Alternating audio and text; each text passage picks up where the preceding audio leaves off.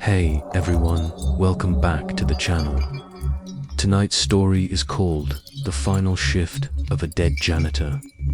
It's about a janitor working his last night shift in a creepy hospital, but things quickly turn. Strange, this is a slow, creepy tale that will take you deep inside a place where the living and dead cross paths. Before we start, tell me in the comments, where are you watching from right now? And what time and date is it where you are? I want to see who's joining me tonight and how late it is when this story hits. Alright, get comfy, turn off the lights, and let's begin. They called me at 10:42 p.m.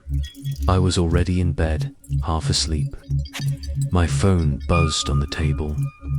I almost didn't answer, but it was the hospital number, and I needed the job. "Can you cover the night shift?" the voice asked.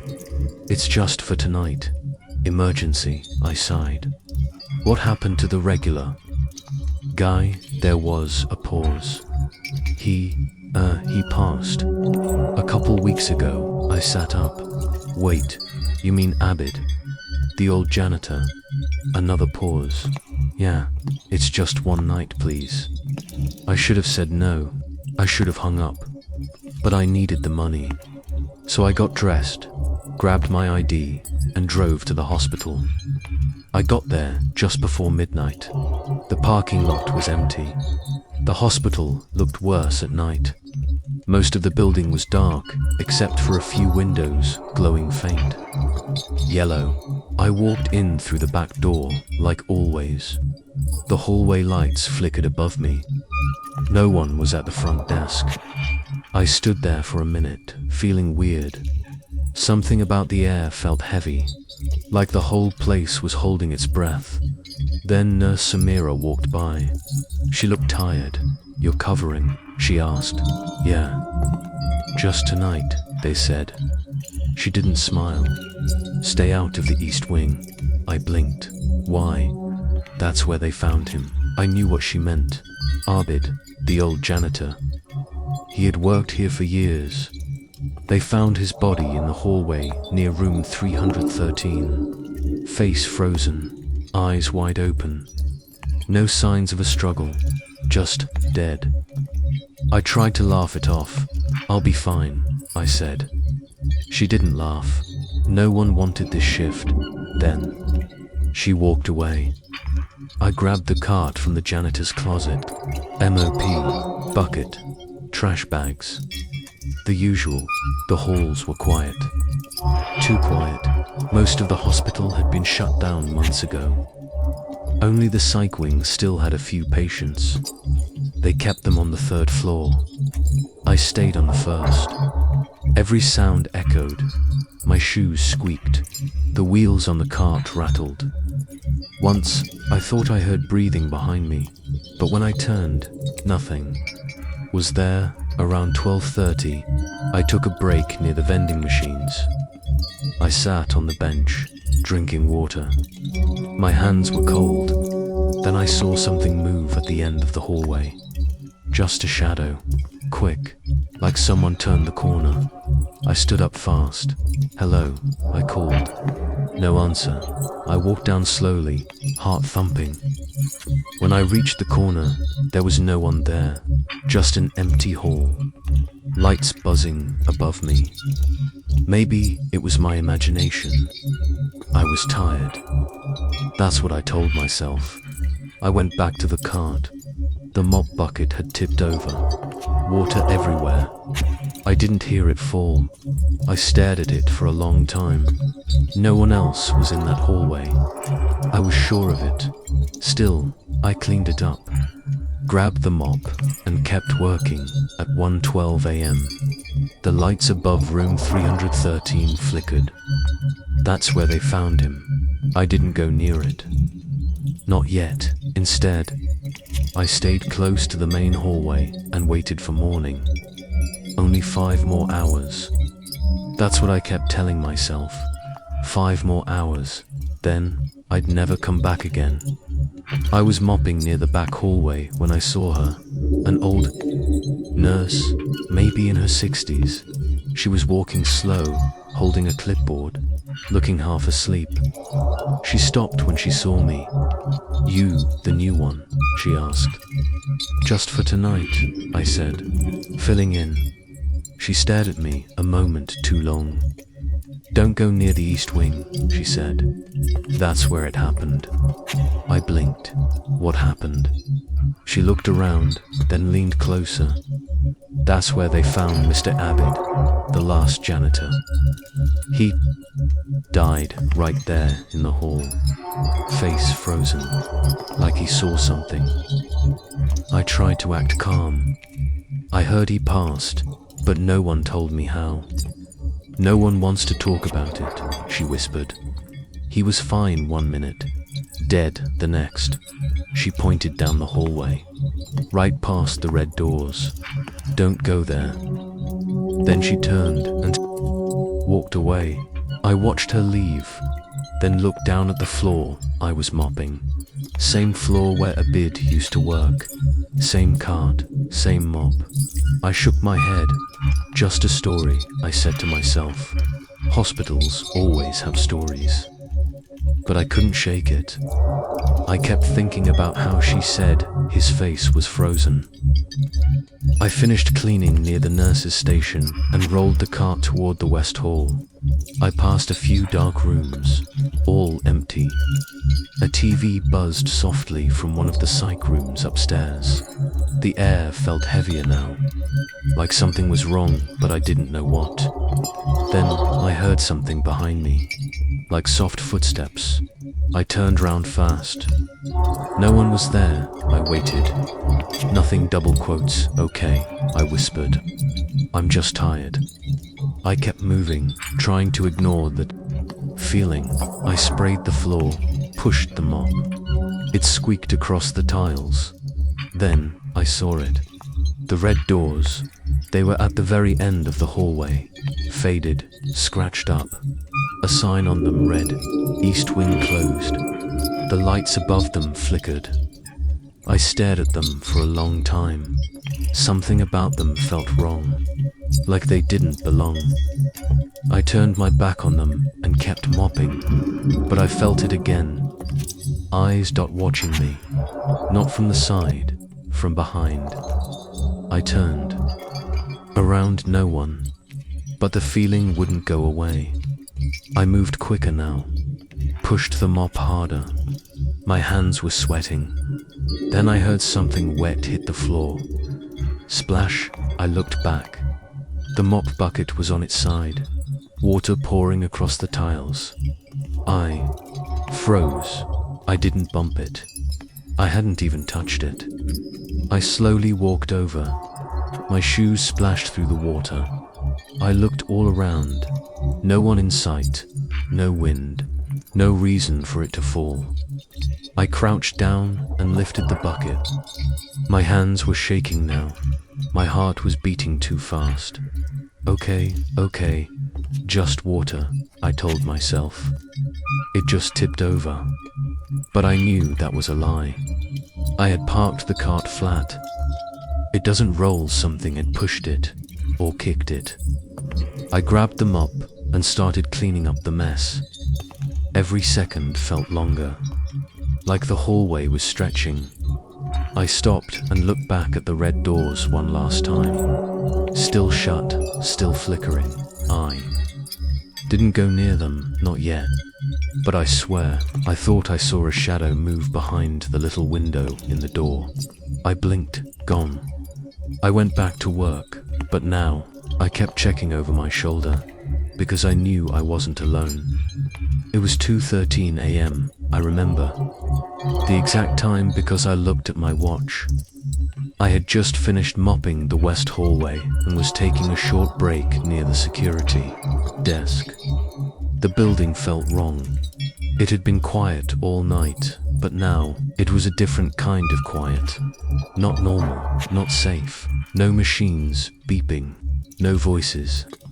From upstairs, even the vending machine had stopped humming. I stood up and looked around. The lights above me flickered once. Then again, Then they buzzed. I walked back toward the janitor's cart, which I'd left by the hallway. The wheels squeaked as I rolled it forward. That's when I heard it. A whisper, very soft, very low. At first I thought I imagined it, but then it came again. From the hallway behind me, it said my name. It didn't sound like a nurse. It didn't sound like anyone I knew. It sounded wrong, like someone trying to speak through a broken radio. I froze. My heart started beating faster. I looked behind me. The hallway was empty. I slowly stepped forward, holding my mop like a weapon. "Hello," I called out. My voice echoed down the hallway. Nothing. I waited. Then the whisper came again. My name. Just my name. Longer this time. Almost like it was being stretched out. I walked toward the sound, step by step. My shoes squeaked on the wet floor. When I reached the hallway corner, I leaned forward and looked around. Nobody but the air felt thick, like something was standing right in front of me, just out of sight. I turned on my flashlight. Still nothing. I stepped back, breathing hard. Then I had an idea. I went to the security desk and hit the camera monitor button. There were 4 black and white screens showing the hallways. I looked at the screen that showed the hallway I just came from.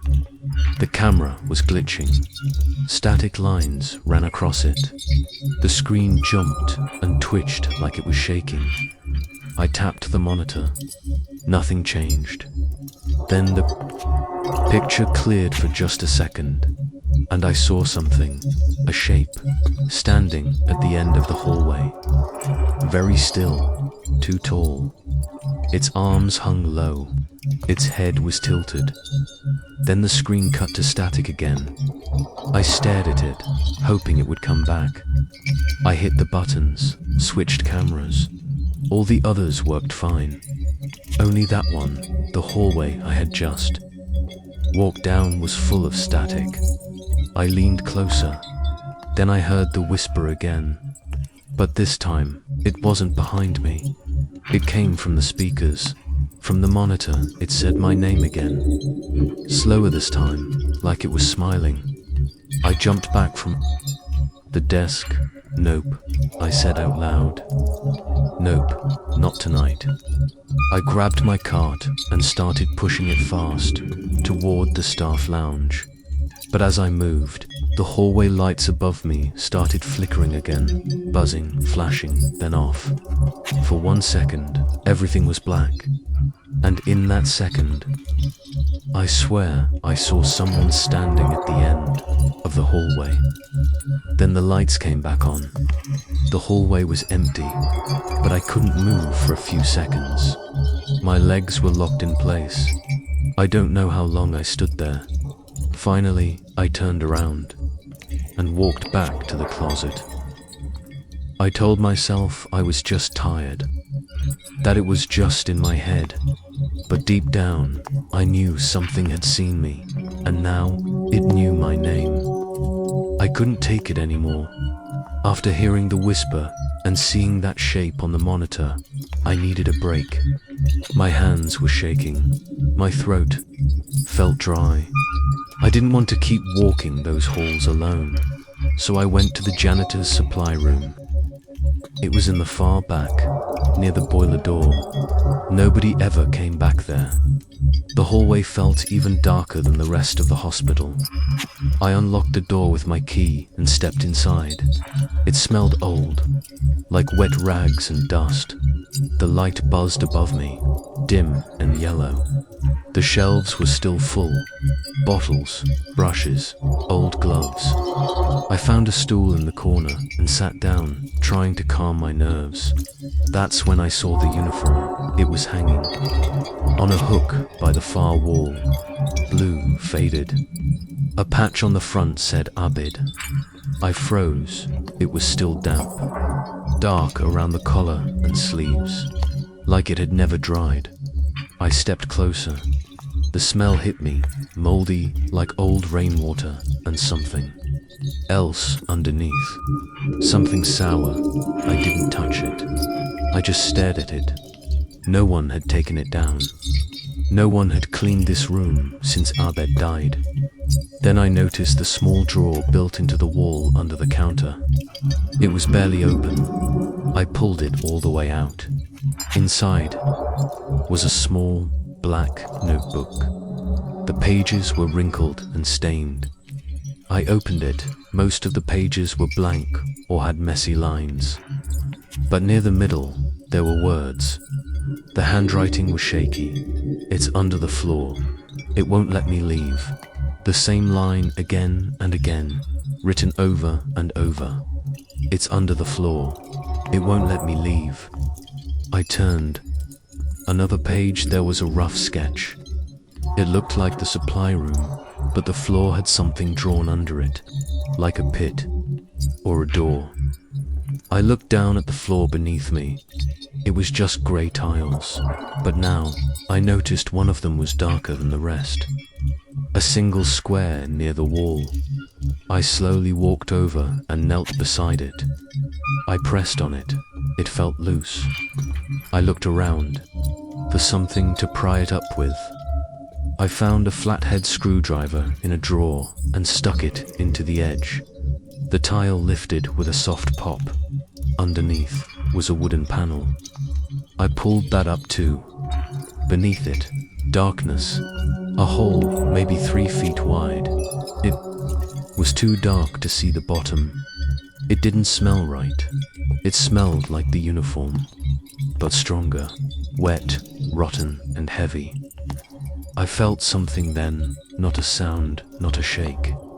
Just a feeling, like something below me knew I was there. I quickly dropped the panel back over the hole, slid the tile into place. I stepped back fast. Then dash bang. Bang bang. A loud knock hit the closet door behind me. I jumped and hit my shoulder on the shelf. The knock came again. 3 hard hits. Then silence. I stood frozen. Who's there? I called out. No answer. I waited. I didn't breathe. Slowly, I walked to the door and pressed my ear against it. Nothing. I reached for the knob and stopped. I didn't open it. Instead, I backed away, grabbed the notebook, and left the closet. I locked the door behind me. I didn't go back in there for the rest of the night, but I kept thinking about the hole under the floor and what Abed wrote in that journal. It won't let me leave. I started to wonder. Maybe Abed never really left. After what happened in the janitor's closet, I didn't want to be alone. But there was no one else around. The halls were still empty. The nurses were all upstairs. I didn't even hear the patients anymore. I kept hearing something though. It started when I went to clean the hallway near the old records room. At first, it sounded like soft tapping, then scratching, like something was crawling inside the walls. I stopped pushing the cart and listened. The noise was coming from above me, from the vents. It was slow at first. Scratch, dot dot dot, scratch, dot dot dot, scratch, then faster, dot, sc rich, dash, scratch, dash, sc rich, dot, sc rich, dot, sc rich, dot. I looked up. One of the long vent covers near the ceiling had a dent in it. The metal was bent like something had hit it from the inside. That's when I smelled it. Rotten eggs, old meat, something wet and spoiled. I covered my nose with my sleeve and backed up. Maybe a rat, I whispered. Just a big rat. But I didn't believe that. I grabbed my flashlight from the cart, aimed it at the vent, and waited. Nothing moved. I slowly stepped closer. The smell got worse. My eyes started to water, then something moved behind the vent. Fast, I saw it for maybe half a second. Long, thin, pale skin, arms too long, crawling like a spider, but wrong. Then it was gone down the shaft. I dropped the flashlight, it hit the ground and rolled. I stood there, frozen, just staring at the vent. I didn't want to move. I didn't want to look up again, but I did. The vent was shaking. Only a little, like something was still inside, just waiting. I backed away slowly and picked up the flashlight. My hands were shaking. I turned and walked fast down the hall, not even looking back. I wanted to call someone, a nurse, a guard, anyone, but my phone was dead. It had full battery earlier, but now the screen was black. I used the landline at the front desk. I picked up the phone, pressed for the upstairs nurse station. Nothing, just silence. No. Dial tone, then it rang. One single ring. I didn't press anything. My heart jumped. Then a voice came through the line. Not a nurse, not someone I knew, it said. Hello, I didn't answer. It said, it's cold in the vents. The voice was dry, slow, like someone who hadn't spoken in a long time. I tried to speak. Who is this? The voice said, they can't see me, but I see them. I slammed the phone down. I stood there, breathing hard, trying to stay calm. Then the phone rang again. One ring, then silence. I didn't touch it. I backed away from the desk. After a few minutes, I slowly picked the phone up again. There was no sound. Then a soft voice said, it's Abid. My blood went cold. I couldn't speak. The voice whispered, don't open the vents. Don't follow it. Don't look too long. Click. The line went dead. I dropped the phone and stepped back. My legs felt weak.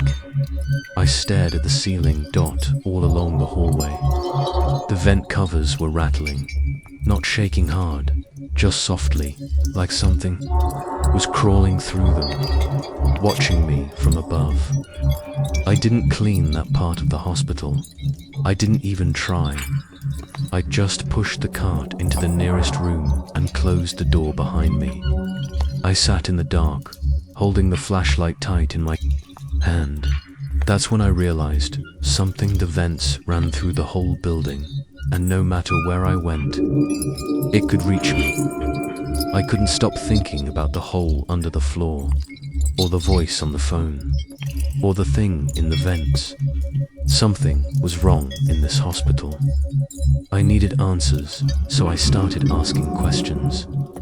At 3 a.m., I found Nurse Samira by the stairs. She looked half asleep, flipping through some papers. I asked her, what's in the East Wing? She looked up fast. What? The East Wing, with the red doors. What's back there? She stared at me, didn't blink. There is no East Wing, she said. Yes, there is. I saw it. It's sealed off. She shook her head. That part was closed years ago. There's nothing there now. I leaned closer. That's where Abid died, isn't it? She stepped back. Don't say his name, she said, then walked away fast, without another word. I didn't understand.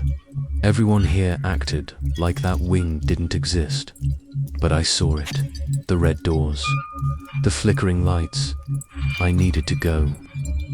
Inside, at 3:20 a.m., I found the security office. No one was there. Just empty coffee cups and camera screens. I saw a set of master keys hanging on a hook. I took them. My heart was pounding as I walked back to the red doors. The hall was empty. No footsteps, no voices, just me, the keys, and the hallway. No one talked. I stood in front of the doors. There was a "Do Not Enter" sign taped across them. The letters were faded, like it had been there a long time. I picked the biggest key and slid it into the lock dot. Click, the door opened with a loud creak. The hallway inside was dark. The smell hit me fast, smoke, dust, and something old, like a burned house that was never cleaned up. I stepped inside. The floor tiles were cracked. The walls were black, like they'd been in a fire. My flashlight showed old hospital signs. Most were torn. Some had burn marks. One said, "Room 313 gives that." Where they found Abid, I walked slowly. Every step echoed. I passed broken carts, wheelchairs tipped over, and stretchers with missing wheels. Everything felt wrong here. I reached room 313. The door was shut. Black marks all around it, like the fire had started there. I touched the handle. It was cold. I turned it and pushed the door open. Inside, the room was empty. No bed, no chair, just black walls and a cracked ceiling. The floor had deep scratch marks, like someone had tried to claw their way out. I stepped inside. That's when I heard it. The door behind me slammed shut. Bang! I spun around. The handle wouldn't turn. I pulled harder. Locked. I was trapped. Then the lights flickered, just once, and I heard something in the corner. A breath. Not mine. Slow. Wet. Like someone was trying to stay quiet, but couldn't. I pointed my flashlight to the corner. Nothing. There, but the breathing didn't stop. It got louder, and then I heard a whisper, low and clear. Room 313 was never empty. I backed up to the wall, holding the flashlight tight. I didn't say anything. I didn't move. The breathing faded, but the voice stayed in my head. Over and over, room 313 was never empty. I don't know how long I stood there. Finally, the door creaked open by itself. No one was outside. I ran. I didn't look back. But as I reached the end of the hall, I heard something dragging across the floor behind me, like footsteps, but not. Human, and not alone. I don't know why I went back to room 313. I should have stayed out. I should have left the hospital that second. But something pulled me there, like the room was waiting. It was just after 4 a.m. The halls were quiet. Too quiet again. I had the master key, so I unlocked the door slowly and stepped back inside. Same black walls, same burned smell. This time, I noticed something new. The air felt thick, like I couldn't breathe right, like something heavy was pressing down on my chest. I wiped sweat from my face and walked farther in. The scratch marks on the floor were worse than I remembered. Deep lines across the tiles, like someone had used their nails. They led from the far wall all the way to the door. I aimed my flashlight higher. The walls had marks, too. Claw marks, all over. Some were long, some were deep. I felt sick just looking at them. Then I noticed something in the corner, an old metal cart with a broken monitor on it, like the ones they used for patient check-ins. The screen was on, that made no sense. The power was out in this part of the building, but the monitor was glowing. Black and white video. I stepped closer. It was a recording. The screen showed this same room. Room 313. Same walls, same claw marks, but someone was in the video. It was Obed. He was on the floor. His uniform was dirty. He looked scared. He was crying. He crawled to the door and started hitting it, scratching it, pulling at the handle, but it wouldn't open. No sound came from the monitor, just silence. I watched him cry, then stop and look behind him like he Heard something? He backed into the corner. Shaking dot, then the screen. Light ch, ed. And it looped back to the start. Over and over, Abid, crying, clawing the door, looking behind him, then back again. I felt cold all over. I looked around the room. It was empty, but it didn't feel empty. I turned back toward the monitor. Then I saw something in the corner of the screen. A figure standing in the dark, not moving. No face, just long arms and a shadow where the head should be. The screen glitched again, and it was gone. I looked behind me, nothing. I walked toward the far wall, trying to leave. I passed an old mirror, cracked down the middle. I didn't plan to look in it, but I did, and I saw someone behind me, right behind me, a tall shape, standing still, no face, just black where the face should be. I spun around, no one there. The room was empty again, but I wasn't okay. My chest was tight. My legs felt heavy. I couldn't breathe. It was like the room didn't want me to leave. I ran to the door and pulled it open. This time, it worked. I stumbled into the hallway and fell to my knees. I looked back. Room 313 was still there. Still dark, still waiting. I slammed the door shut, and this time, I didn't go back. After what I saw in room 313, I ran. I didn't care where I was going. I just needed to get away from that room, from that face in the mirror, from everything. I turned a corner too fast and slipped. My feet flew out from under me, and I hit the floor hard. My elbow smashed against the tiles. My flashlight clattered. Across the hall, I groaned and sat up. The floor was wet, but I hadn't mopped this hallway. I looked round. My cart wasn't there. No mop, no bucket, still water. Everywhere it stretched down the hallway like someone had dumped a whole bucket. I touched the floor. It was sticky. I lifted my hand. Red dot, dark red. Not water dot blood.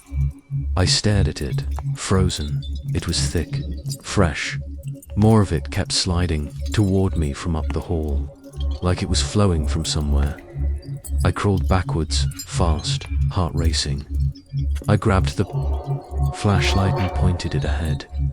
That's when the lights above me started to go out. One by one, dot click, click, click. Every light died down the hallway until I was left in near darkness. Only my flashlight was still on. And then I saw him at the far end of the hall, a figure, dragging something. Scrape, scrape, scrape. He was holding a mop. His head was down. He wore a janitor's uniform, just like mine. The same patch on the chest, same dark shoes, but everything looked old, torn, rotten.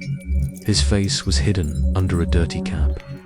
I couldn't see his eyes.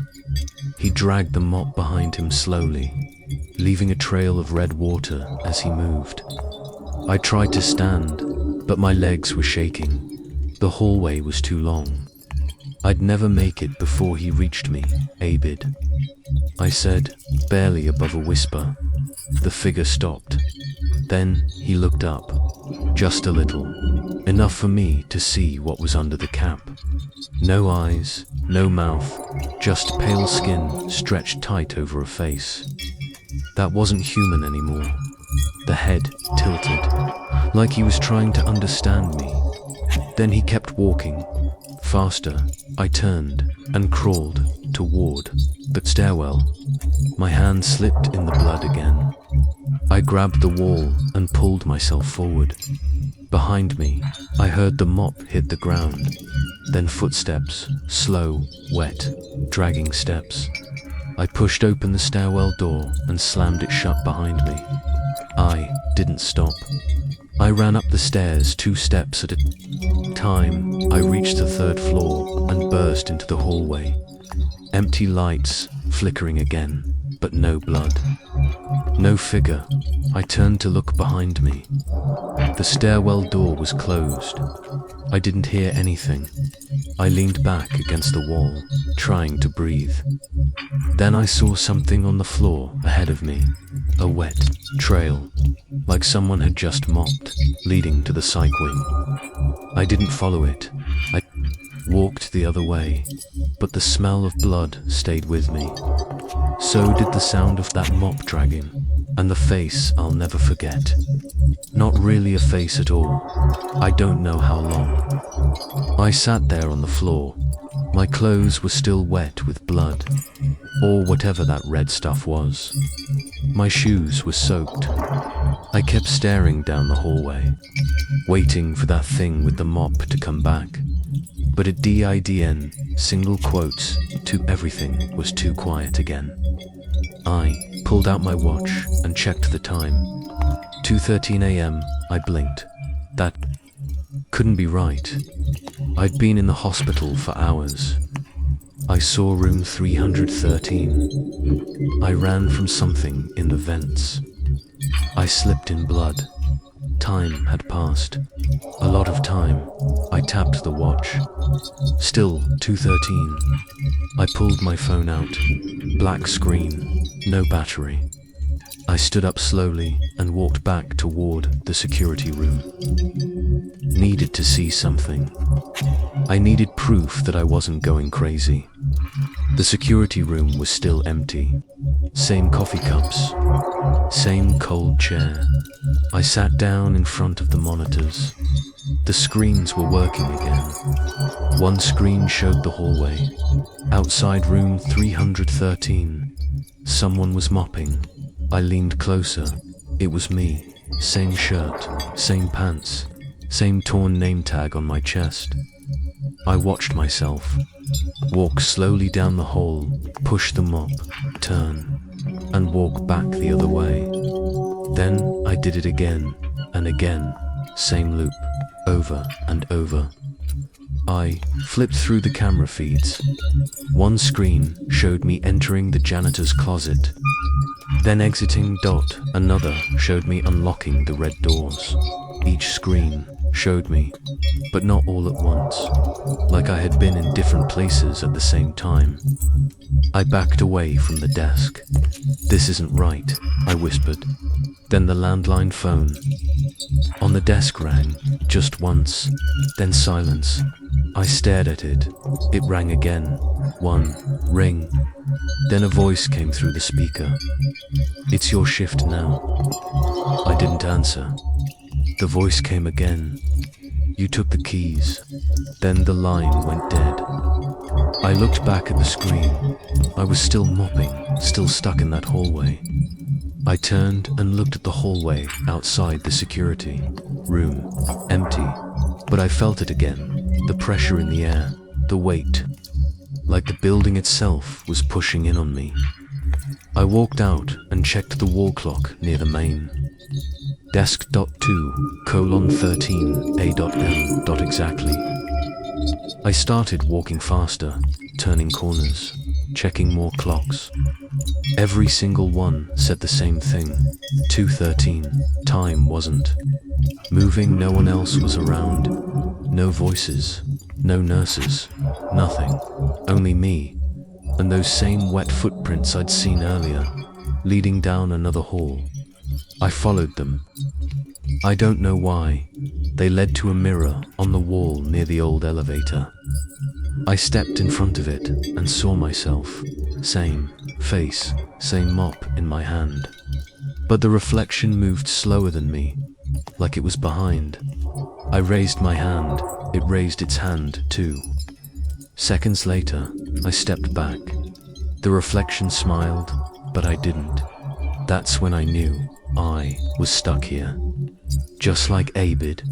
Maybe there had been others before him, other janitors, other shifts, maybe. This building never let any of them leave, and now it was my turn. I dropped the mop and ran toward the front doors. Yanked on them, locked. I tried the side doors, locked. I banged on the glass until my hands hurt. No one came, just the echo of my own panic, just the buzz of the lights, and behind me, the soft sound of a mop sliding across the floor. The next morning came like nothing happened. The sky turned light. The outside world looked normal again, but I wasn't there anymore. I don't know where I went. I don't know if I ever left, but someone else came in. A new janitor, young guy, clean shirt, shiny shoes. He looked nervous.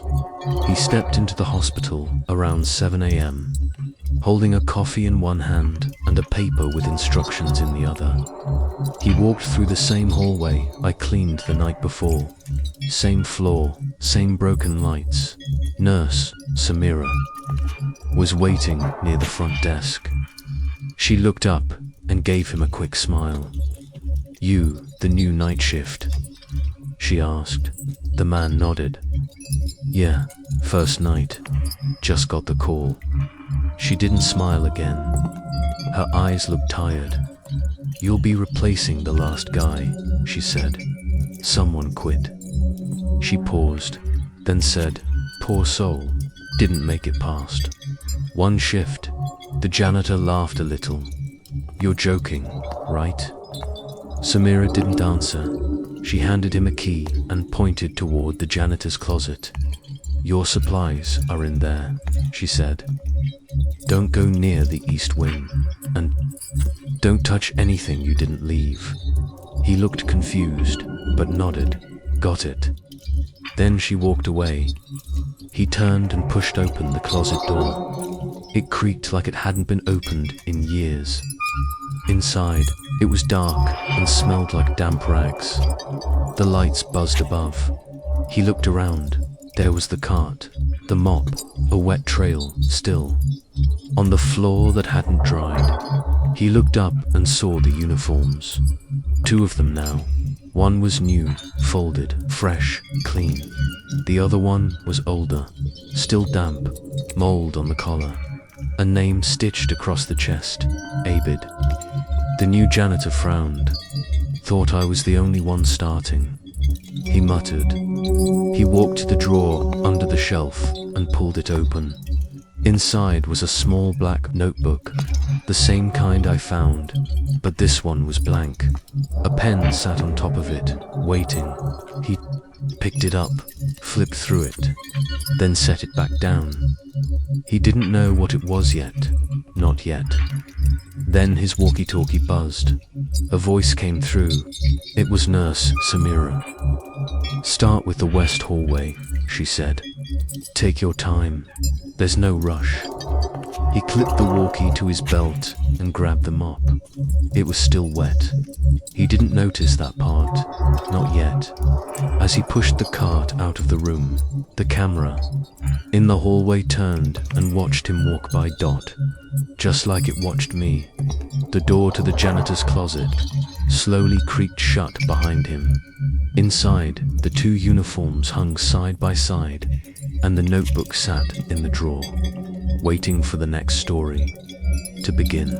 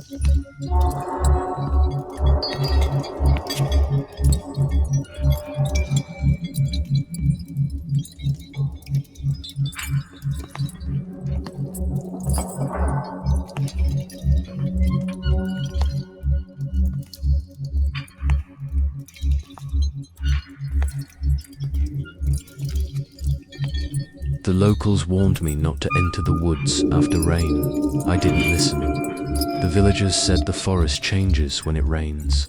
Paths shift, things wake up. He didn't believe them until it was too late. I took the trip because I needed a break.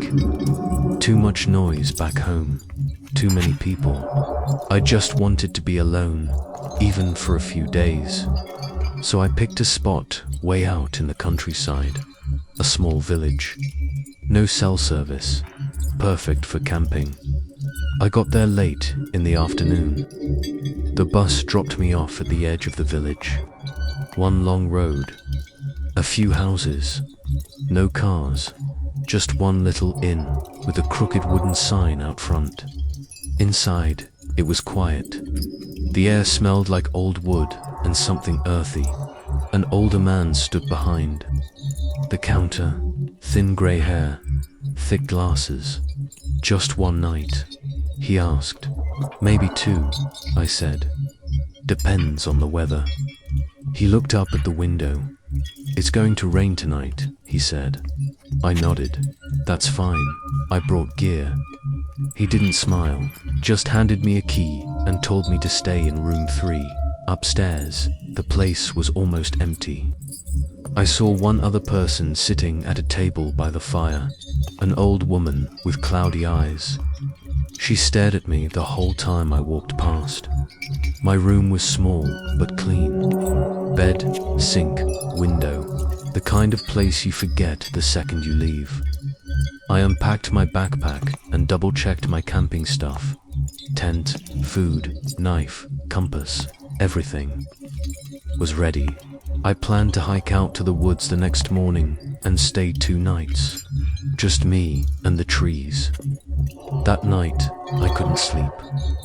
Around 11 p.m., the rain started. Not soft, not light, it hit hard, like something was throwing water at the roof. I looked out the window. The village street was already flooding. Water poured down the gutters. Trees bent from the wind. I lay back down and listened. The rain didn't stop. Not after an hour, not after 3. At some point, I must have fallen asleep. But when I opened my eyes again, it was still dark, and the rain was still pounding the next morning. Everything felt heavy. I went downstairs for breakfast. The same man was at the counter. He nodded at me, but didn't say good morning. The old woman was gone. I sat down and poured myself some tea. The rain had finally eased up, but everything outside still looked soaked. Mud covered the road. Water dripped from the rooftops. The innkeeper walked over with a plate of eggs and bread. He set it down without a word, then stood there, staring out the window. Then he said something strange. Don't go into the woods after rain. I looked up at him. Sorry. He turned to face me. His face was serious, tired. I'm saying you should wait. Don't go today. The ground doesn't like it. I gave a small laugh. The ground. He didn't laugh back. You're not from here, he said. You wouldn't understand. But things move after rain. Things you won't see. The dirt wakes up, and once you're in it, it won't let go. I looked at him, unsure if he was joking, but his face never changed. I'll stay on the trail, I said, trying to lighten the mood. He just nodded once and walked away. I finished breakfast and went back upstairs. That warning sat in my head for a while, but I told myself it was just a local legend. Small towns always had stories like that. I packed up my gear, zipped my coat, and stepped outside. The sky was clearing. The air still smelled like rain. I looked toward the woods, and I went in anyway. The rain finally stopped sometime early in the morning. When I stepped outside, the village looked clean, washed like it had been scrubbed by the storm. The air was thick and damp, and puddles covered the road. Everything smelled like wet dirt. I pulled my backpack over my shoulders and tightened the straps.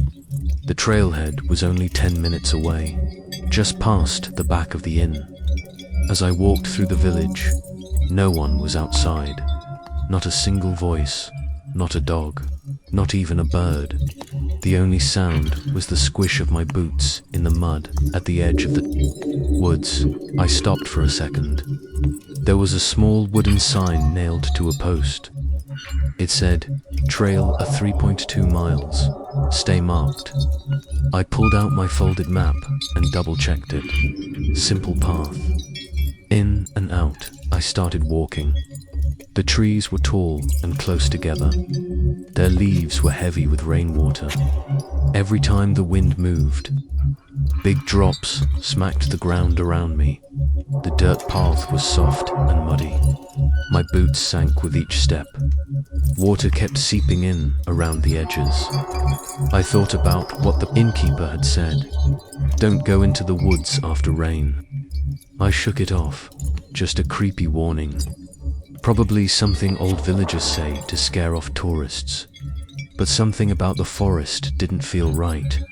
It was too quiet. No wind, no birds, no insects. Only the sound of water dripping from the trees. And my footsteps in the mud. I kept walking, trying to stay calm. After 20 minutes, I looked at my map again. The trail was supposed to curve left around a hill, then drop into a dip before rising again. But there was no hill.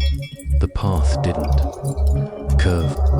It went straight into a line of thick trees and then faded into soft ground.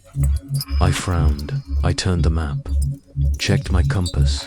Still going north, still on trail A, but it looked different. I found a stick and poked at the ground where the path disappeared. It was soft, too soft. My stick sank almost a full foot into the dirt before hitting something solid. I didn't like that. I turned around to see how far I'd come. The trail behind me was already filling in with water, like it was melting. I kept walking. Soon, the path picked up again, but now it had long, thick roots across it. Some were the size of tree limbs. I had to step over them carefully as I did. I noticed something weird. The roots moved. Not a lot, just slightly, like they were shifting when I wasn't looking. I stopped and stared. They were still. I took a step. Forward behind me, a soft rustle, like a root dragging across wet ground. I turned around fast. Nothing moved. I started walking faster. The forest was getting darker, even though the sky was clear above. And the smell, it hit me hard. Not just mud, something deeper, like old water, mold, and rotting leaves. Heavy and sharp. I covered my nose with my sleeve and kept moving. That's when I found a wooden marker stuck in the ground. Trail A, it said. But the number was scratched out, like someone had dug into it with a knife. I looked down. The roots were thicker here, almost like veins in the ground, and they pulsed. Once, then again, I stepped back. "Okay," I whispered. "That's enough." I turned around, and the trail I came from was gone. Just trees, and soft, wet ground stretching in all directions. I kept walking. I didn't know where I was going anymore. The trail was gone. The trees were too thick. Every direction looked the same. I told myself not to panic. I'd just turn back, follow my boot prints in the mud. But when I turned around, the prints were already gone. The mud had swallowed them up, like I was never there. I stopped and looked around. The trees here were older. The bark was dark and covered in thick green moss. Some trunks had strange things nailed to them, wooden carvings, little charms made of sticks and string. Some were broken, some were rotting. They looked like faces, eyes, mouths, twisted shapes. That didn't make sense. I passed one tree with a row of nails going straight down the center, all rusty, all sticking out like claws. That's when I saw the first stone pile.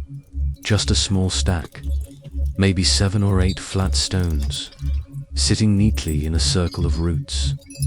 I thought it was just a trail marker, but then I saw another dot, and then dozens more, all over the place, some hidden in tall grass, some right in the open. All the same small stone stacks in small clearings. Each one looked careful, like someone spent time making them, but no one had touched them in years. I stepped around them. Something about them made me feel like I shouldn't get too close. The ground was getting worse. Every step felt heavier. My boots stuck in the mud like glue. I had to pull hard just to move forward. At one point, I almost lost my footing. My left boot sank halfway down and wouldn't budge. "Come on," I muttered, yanking it free. When I pulled it out, the mud made a loud, wet sucking noise. I stood there, breathing hard, and wiped sweat off my face. That's when I heard it, a sound. Not an animal, not a bird. It was coming from the ground. Shift, ... shift, ... scrape. I froze. It was soft, slow, like something was moving under the mud. At first, I thought it was water shifting through the roots, but it didn't sound like water. It sounded like something digging. Shift, ... scrape, ... pull. I crouched down and placed my hand on the ground. The mud was still. Then it pulsed just a little, like a heartbeat. I jumped back. Then I heard it again. Closer this time. Shift, ... whatever it was. It was moving under me. Following, I turned and walked fast. The mud fought me the whole way. It didn't feel like dirt anymore. It felt alive, sticky, grabbing at my boots, like it wanted to keep me there. I passed another tree with more charms nailed to it. Some had fallen to the ground. Others hung by one string, swaying even though there was no wind. I saw another stone pile, this one knocked over. The ground near it looked torn up, like someone had been digging. That's when I felt it. Something brushed against my ankle, under the mud like fingers. I didn't look down. I didn't want to see what it was. I ran as fast as I could, mud flying, roots snapping underfoot. My legs heavy, my lungs burning. I didn't stop until I reached a patch of dry ground, a big tree with nothing growing under it. I dropped my backpack and sat down, shaking. The sound had stopped. No more shifting, no more scraping. But I knew whatever it was still under there. Waiting, I needed to leave. I don't care what the map said. I don't care how far I'd planned to go. Something was wrong with this place, and I wasn't going to wait around to find out what. I stood up, grabbed my backpack, and turned around, back the way I came. Back to the trailhead, easy. Or at least it should have been. I walked for 10 minutes before I realized something. The tie was going in circles. There was a tree with a crooked branch I passed earlier, and a charm hanging from it.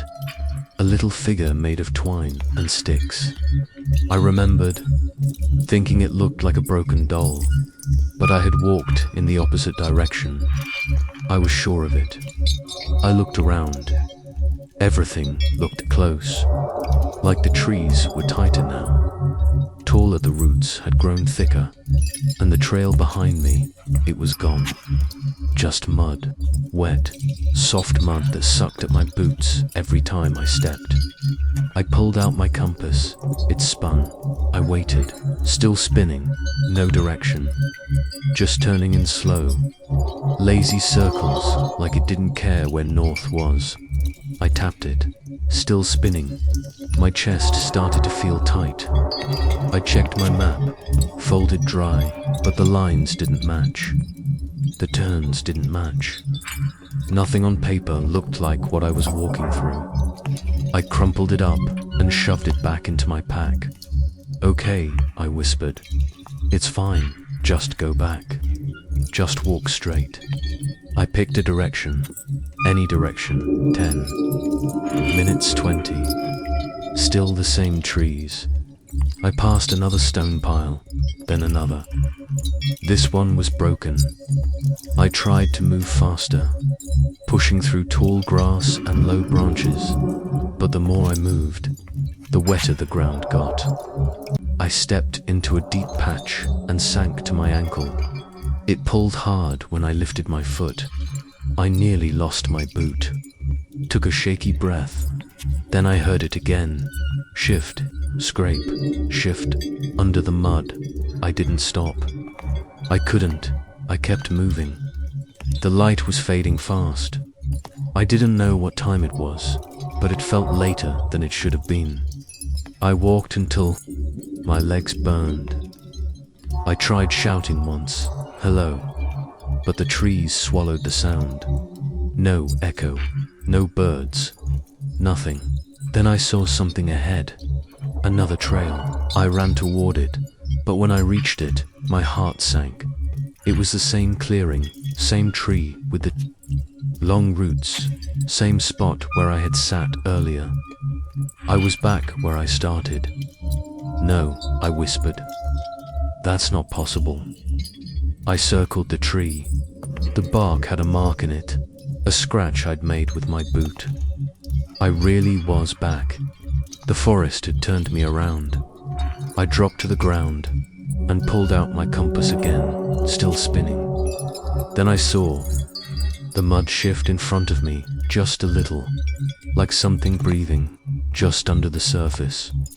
I backed away slowly. Then I saw it again, to my left this time. A bulge in the ground. Moving, I ran. Branches slapped my face. Thorns tore at my sleeves. The ground squelched with every step. I don't know how long I ran. At some point, I stopped and dropped to my knees, panting. The woods looked the same. Nothing had changed. No path. No trail signs. Just trees and mud. I wasn't lost. I was stuck, and the forest didn't want me to leave. I was tired. My legs were heavy. My socks were soaked. The mud felt thicker every time I took a step. Then the trees opened up. I found a clearing. Not a big one, just enough space for a little sunlight to reach the ground. It looked strange. The center of it had these dips, round patches of sunken earth, like shallow holes that had filled with water. The mud inside each one looked darker, wetter. There were maybe 10 of them, all lined up like a pattern I didn't want to walk through. But there wasn't another way around. I stepped carefully, 1 foot at a time, trying to avoid the deep spots. Then my boots slid. I tried to catch myself, but I fell forward straight into one of the pits. The mud came up to my elbows, cold and soft. It smelled bad, like something rotting. I pushed myself up fast. Then I saw what I landed on: bones. Thin, grey. Some of them snapped from my fall. I froze. These weren't animal bones. Not from anything I knew, at least. They were the wrong shape. The fingers, if that's what they were, had claws. Long curved ones. The skull, half buried in the muck, had sharp teeth and no real eyes. Just empty holes. I stared at it for a second too long. Then I scrambled out of the hole, slipping on the edge. My knees sank in deeper mud. My hand hit something solid under the surface. I pulled. It came loose with a wet snap. It was a mask, wooden, round, carved to look like a face, but not a human one. The eyes were wide and uneven. The mouth was just a jagged hole. It had old string on the back, like it was meant to be worn. I didn't want to hold it. I dropped it and wiped my hand on my jacket. Then I heard it, a slow sound, a hurry, breathing. Mine. I held my breath and listened. Again, the sound came from below, from the dirt.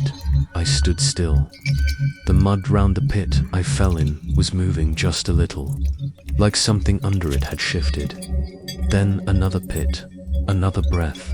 I backed away slowly, trying not to make a sound, but the mud made a loud sucking noise with every step I took. I looked around the clearing, the shallow pits. They weren't just holes. They were graves, or something like graves, and whatever was under them wasn't asleep anymore. Hayurashi, I turned and ran. No plan, no path, just away. Branches hit my face, roots pulled at my boots, but I didn't stop. That breathing, it followed, soft, steady, deep, like it was right under my feet, like it knew where I was going. I didn't look back, not once, but I could still feel it behind me, not in the trees, in the dirt. I don't know how long I ran after I left that clearing. With the bones, the forest got darker fast, too fast. The sun was gone. The sky turned grey. Fog rolled in from every side, thick and slow. It crept through the trees and wrapped around my legs. I couldn't see more than a few feet ahead. Every shadow looked like something moving. Every sound made me freeze. Then I heard it, a voice. It was far away, but I heard it clear. It said my name, low, muffled, like it came from deep underground. Hey, come here. I stopped walking. Who's there? I called. No answer, just the fog. I turned in a circle. Trees, mud, nothing else. Then the voice came again, closer. Right here, down here. It made my chest feel tight, like the air was heavier now. I didn't want to move, but I had to. My legs kept going, even though my brain screamed no. I walked toward the sound. That's when I saw the building, or what was left of it, an old wooden hut, half sunk in the ground. The roof was broken. One side was leaning in. The whole thing looked like it had been swallowed by the mud, but someone had been there recently. I stepped through the broken doorway. Inside was dark, except for a little light leaking through the roof cracks. There was one thing in the middle, a stone table, an altar. On top of it was a pile of fresh dirt, wet, smooth, like someone had just placed it there. I stared at it. Something felt wrong then. I saw it move. The dirt twitched just a little. Then again, like something under it was trying to get out. I stepped back. Then the voice came again. But this time, it was right under me, right beneath the floor. Help me. I backed up into the doorway. Who's there? I said, trying not to panic. The voice sounded broken. like it wasn't a real person. I'm stuck. You have to dig. I looked at the dirt pile again. No way. I wasn't touching it. Then the floor under me shifted. The boards creaked. Something below pressed upward. Dig. I turned to run, but the doorway was full of fog. I couldn't see outside anymore. The voice changed. It wasn't weak. Now it was angry. You're mine. I ran out fast, pushing through the fog, nearly slipping on the wet ground behind me. I heard the wood break like something big had hit it from underneath. I didn't look back. I just kept running, even when the voice faded, even when the trees got quiet again. I didn't stop. The forest wasn't normal. The dirt wasn't just dirt. Something was under it, alive, and it knew my name. I kept running. I didn't know where I was going anymore. The forest didn't look like a forest. It looked like a trap, like the trees had closed in tighter. I tried to calm down, but my breath was shaking. Every time I stepped, the ground pulled at my boots. The dirt was turning back into thick mud, and then it started raining again. No thunder, no warning, just water, heavy and cold, falling fast. I pulled my hood up and kept walking. I told myself I'd find the road. I told myself I just had to keep moving in one direction. But the path was gone. There were no paths anymore. Then I saw him, just up ahead, standing between two trees, tall, thin, soaked from head to toe. Water dripped off him like he'd just crawled. Out of a lake, his face was pale.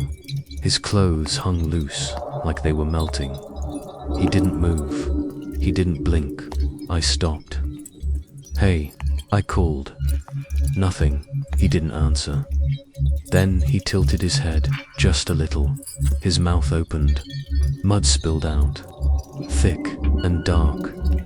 It poured down his chin and onto the ground. I stepped back. His eyes. They weren't normal. They were just holes. Deep, black holes in his face. I turned and ran fast. I didn't care if I fell. I just needed to get away from him.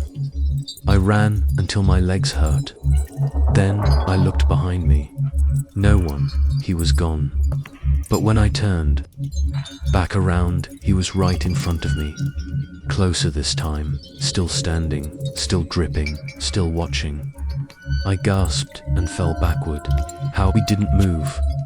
I scrambled to my feet and ran again, this time in a new direction. The trees blurred. My hands scraped branches. Water got in my eyes. Then I saw something bright, a patch of light between the trees. I ran toward it. When I got there, my heart sank. It was another clearing, another dead end. And in the middle of it, the wet man waiting, same. Hollow eyes.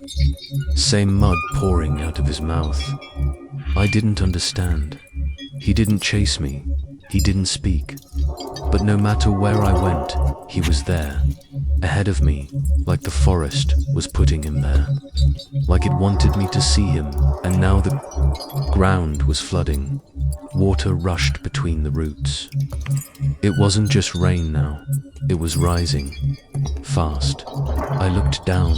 My boots were already ankle deep. Something brushed past my leg. I didn't look to see what it was. I ran to higher ground, climbing over wet rocks and slick mud. Branches snapped under me.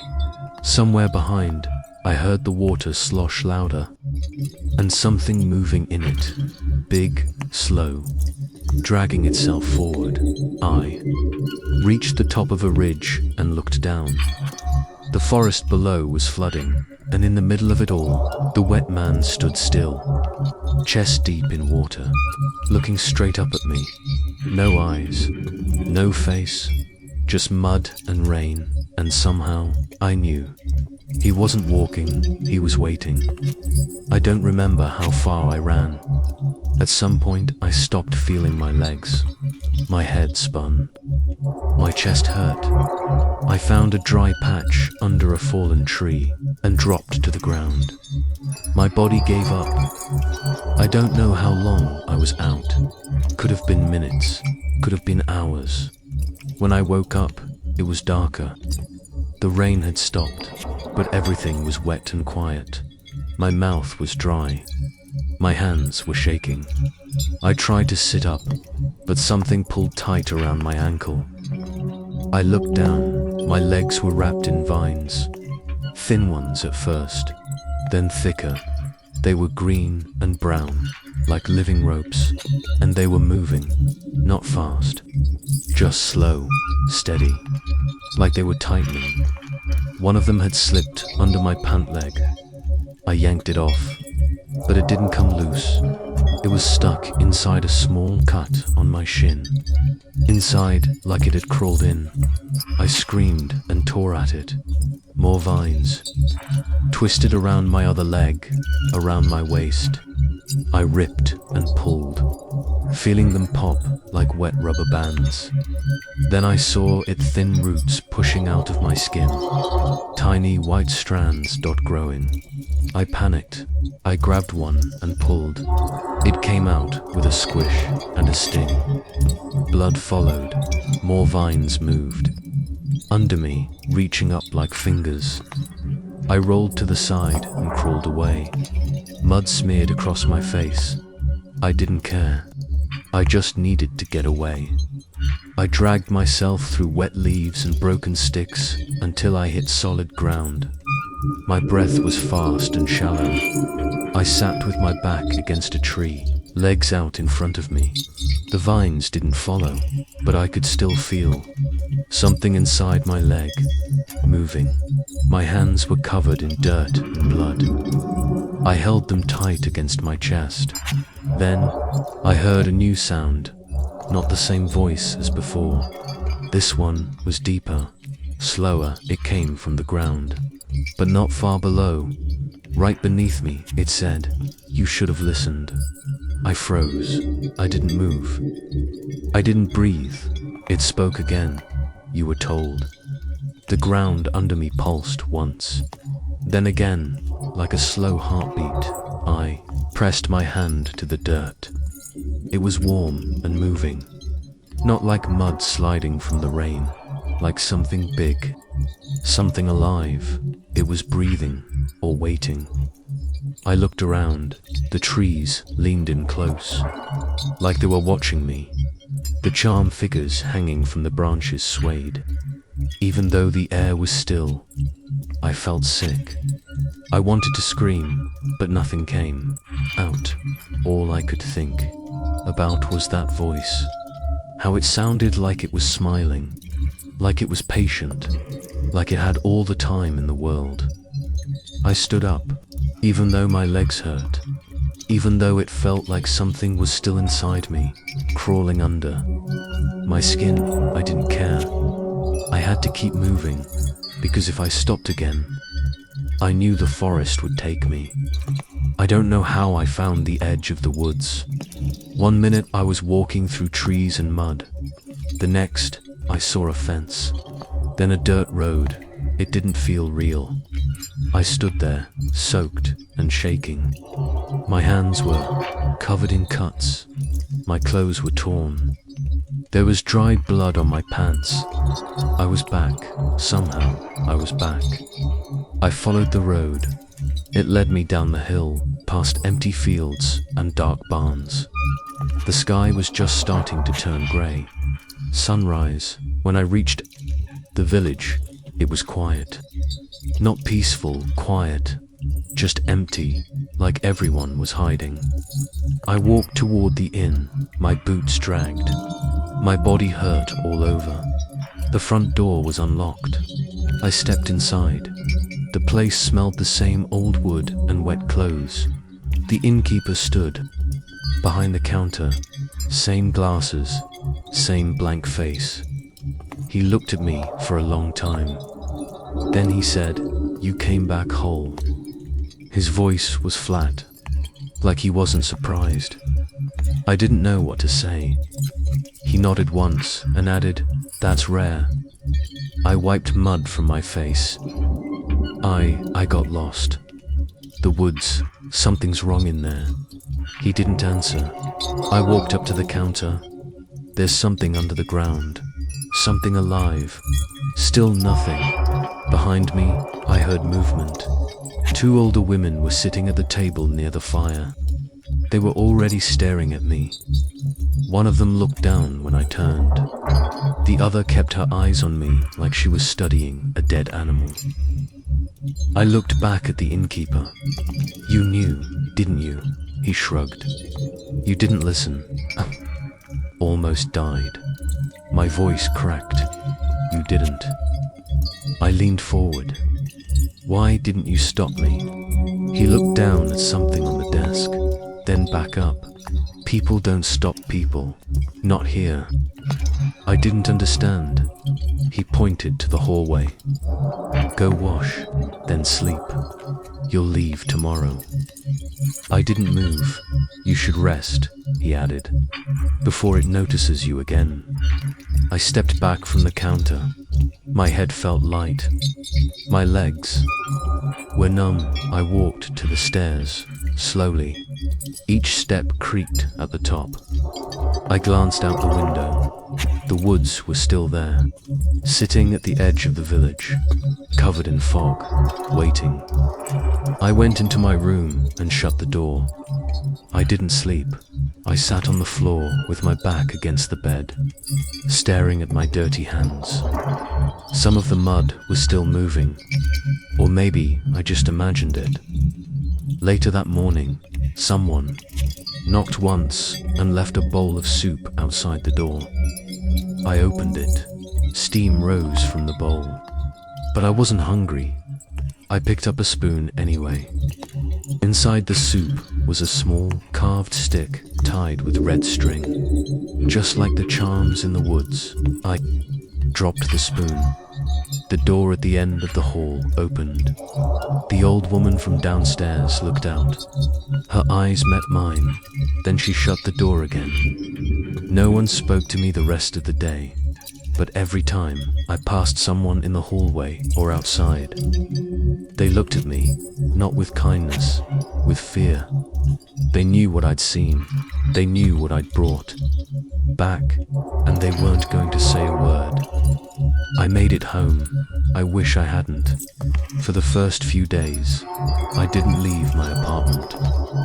I kept the lights on all night. I didn't even unpack my bag. I told myself it was just a bad trip. I told myself it was all in my head. But the sound started the second night. It came from under the floor. Not loud, just soft scratching. Slow, like something moving across wood. I live on the second floor. There's no basement. Nothing under me except pipes and air. But the sound kept happening. Shift, scrape, shift. I pressed my ear to the floor once. I swear I heard breathing. The third night, I woke up with my shirt soaked in sweat. My back was itching. I went into the bathroom, turned on the light, and pulled off my shirt. That's when I saw it, thin red lines. Across my skin, not scratches. They looked like roots.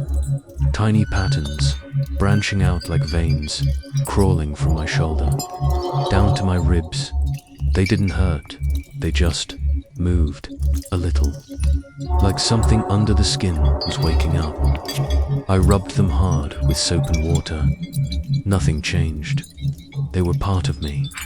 I didn't sleep that night. The sound from the floor got louder, and now it knew my name. I heard it whisper once, just after 3 a.m. "Hey, quiet, broken. You brought it." I sat in the corner of my room, holding a knife, not sure what I was going to do with it, but it made me feel less helpless. The next morning, I tried to see a doctor. The walking clinic told me nothing was wrong. Just a rash, they said. Maybe stress. but I saw the nurse glance twice at my neck. She didn't say anything, but her hands started shaking a little. She wouldn't meet my eyes that night. I stood in front of the mirror and stared. I looked tired, pale, but something else was off my eyes. They looked darker, not just tired dark, not just circles. The color was changing, almost black, like the wet man. I leaned closer. My pupils were bigger than normal, too big, and I felt something behind them watching. I started leaving all the lights on in my apartment, even the ones in the closet and the bathroom. But the sounds didn't stop. The scratching, the breathing, the voice. Last night, I woke up to find mud on my bedroom floor. Just a small patch, wet, sticky in the middle of it. A tiny wooden charm, just like the ones I saw hanging from the trees. I didn't touch it. I just stared. It wasn't supposed to be here. It followed me, or maybe I never really left. Sometimes I still feel something in my leg, moving, curling, like it's growing again. I cover the mirrors now. I can't look anymore. I'm not sure who I'll see. I don't go outside when it rains, because I know what's out there. It hides under the ground. It waits for soft dirt and heavy air. It follows the rain dot, and it remembers me.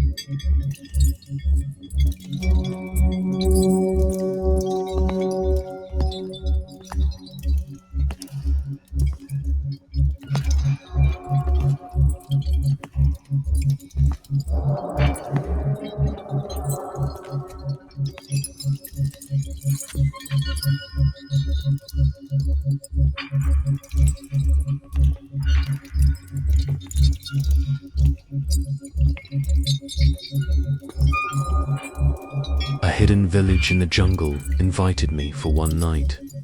I barely escaped it. It was a beautiful village, glowing under the moon. They welcomed him in, fed him, smiled, but no one ever spoke about sunrise. I was 3 days into a solo backpacking trip through a jungle region in the south. It was supposed to be peaceful, quiet. I had done treks before, but this one was different. The map wasn't clear, and there were hardly any marked trails. On the second night, I stayed in a small village. The locals were kind, but they were quiet, like they didn't want to talk too much. They gave me water, food, and a place to sleep in a wooden hut at dinner. I asked about the best path to reach the river crossing by the next evening. One old man looked up from his food and said, "Don't take the old trail, even if it looks shorter. It's not safe after rain." His wife didn't say a word. She just looked at me, then down at her plate. I asked, "Why not? Is it dangerous?" "Animals." He shook his head. "The path sinks. People get turned around. You hear things you shouldn't." I didn't ask more. I figured it was just local superstition. Old stories to scare kids. The next morning, I thanked them and left early. By noon, the air was thick and wet. I could hear thunder somewhere far away.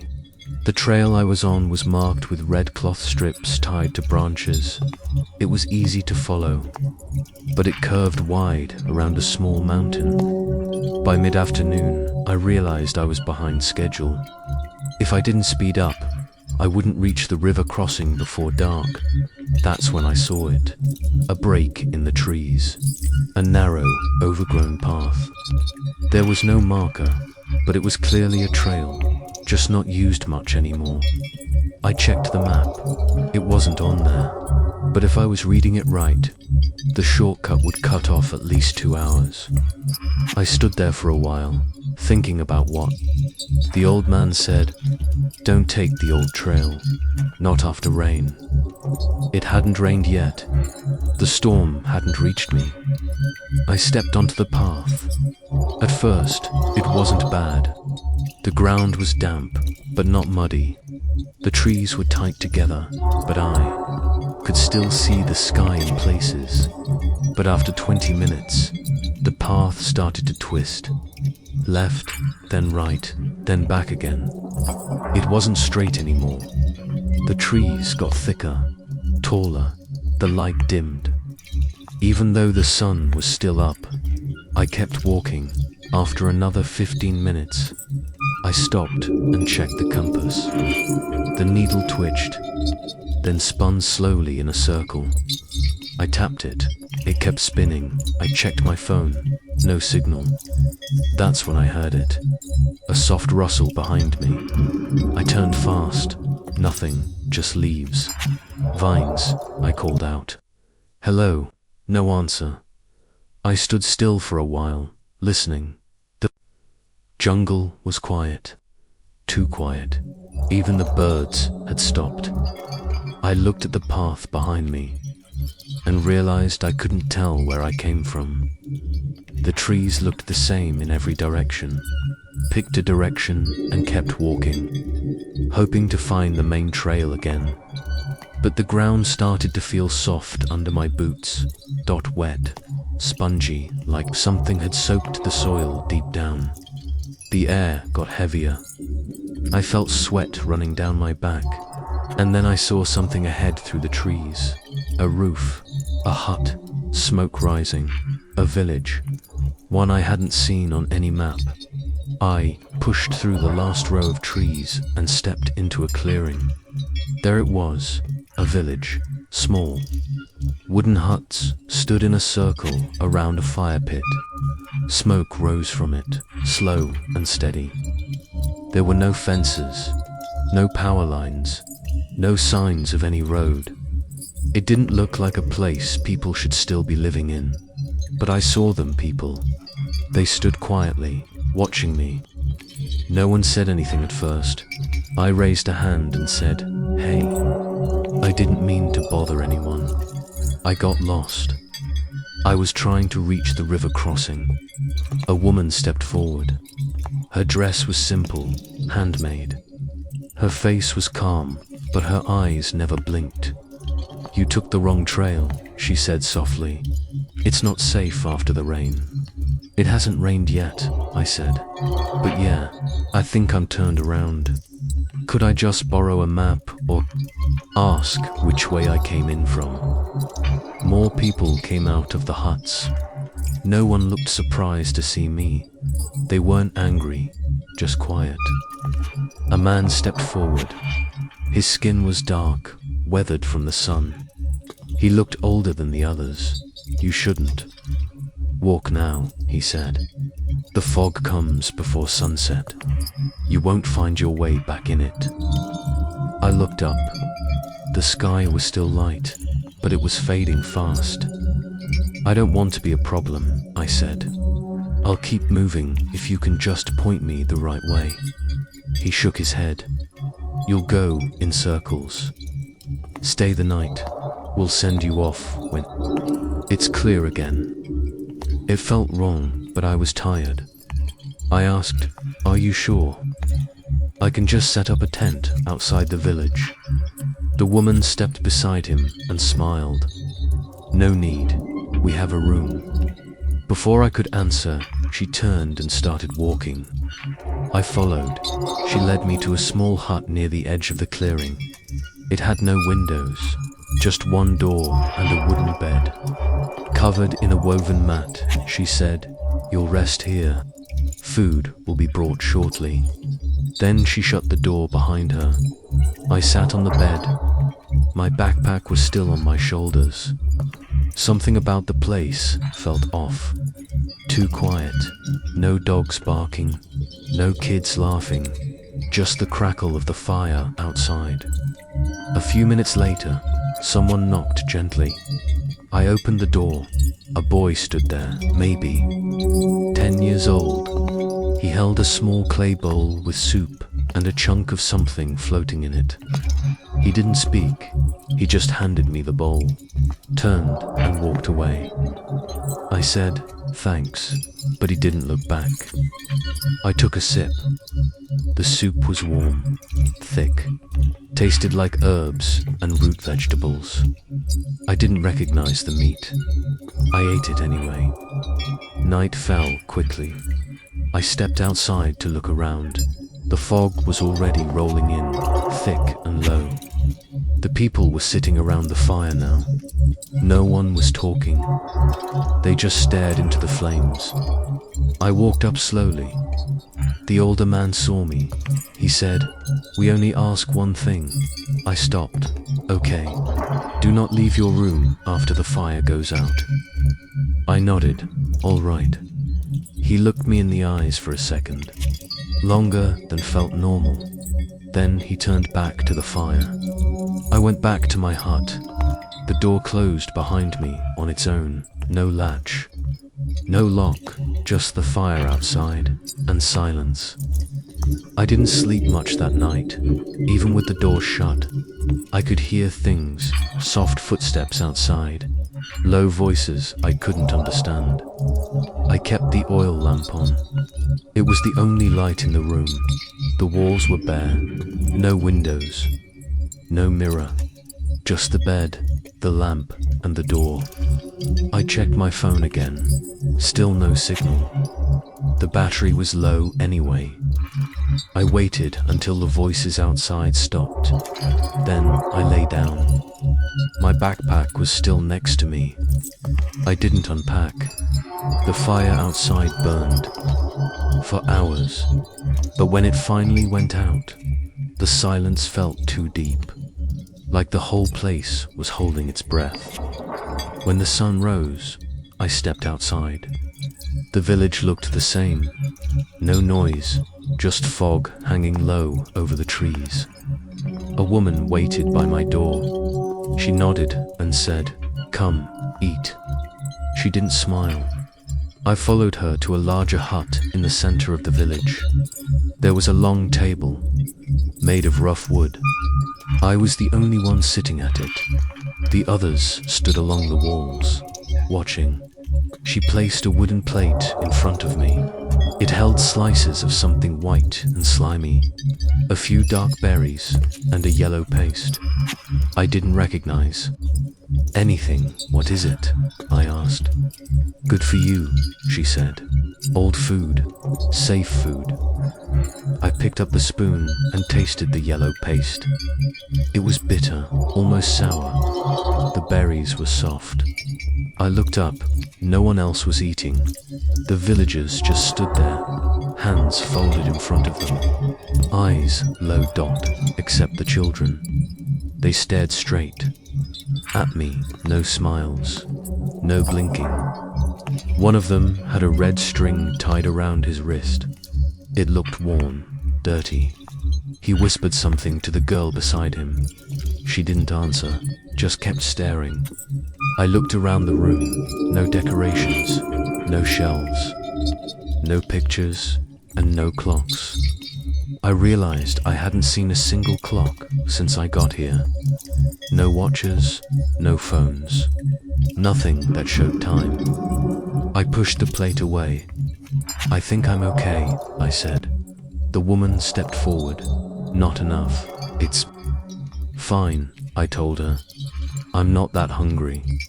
She looked at the plate, then at me. "You must eat," she said, "before you leave." "Yeah," I said. "About that, how do I get back to the main trail?"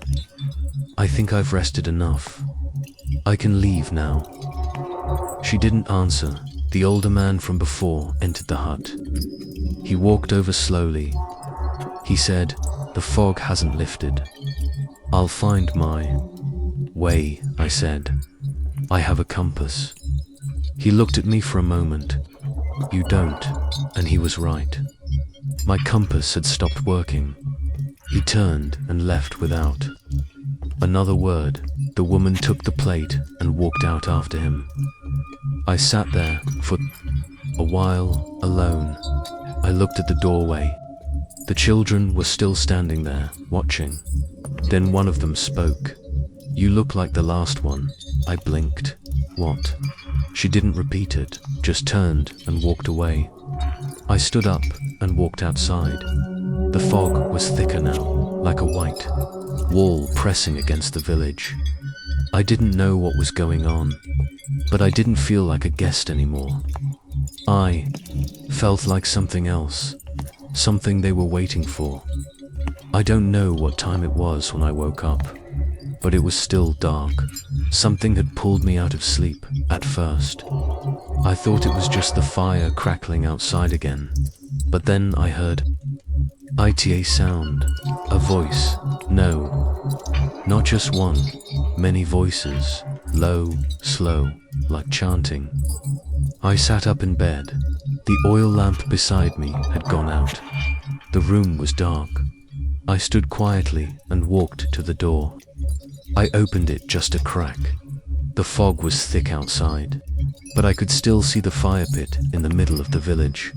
A group of people stood around it. They were singing. It was a deep, strange rhythm, like a song with no words, just hums, and one single beat, like a drum. Boom, a pause. Then again, boom. The sound shook something inside my chest. It felt heavy, wrong. I didn't recognize the song. It didn't sound like music. It sounded like a warning. I started to shut the door, but someone grabbed my arm. I jumped and turned. It was a man. He stood just inside my hut, half in shadow. I hadn't even heard him come in. He looked younger than the others, barefoot, thin. His clothes were worn. He whispered, fast and shaky, "You have to go, before the second drum." "What?" I said. "What are you talking about?" He didn't answer right away. His eyes darted to the door, then back to me. "You shouldn't be here," he said. "No one should. They won't stop you if you leave now. Not yet." I stepped closer. "Why are you telling me this?" He shook his head. "I was like you, a traveler. I stayed one night too long." He lifted his sleeve. I saw deep red lines across his arm, like burns. He said, "They don't eat. They don't sleep. They wear faces that aren't theirs. Masks made of people." I felt sick. "What happens after the second drum?" He didn't answer. Instead, he grabbed my shoulder hard. His face was close to mine now. "Leave before sunrise, before the fog closes again. If you see the third fire, it's already too late." Then he stepped back. I tried to stop him. Wait, just tell me how to get out. Which way do I? But he was gone. He slipped out the door and disappeared into the fog. I looked outside again. The chanting had stopped. The fire was low. The villagers were gone. No. One stood in the clearing, just empty huts and smoke. The sound of the drum came again, once then silence. I shut the door, locked it with a piece of wood, and backed up to the far corner of the room. I didn't sleep.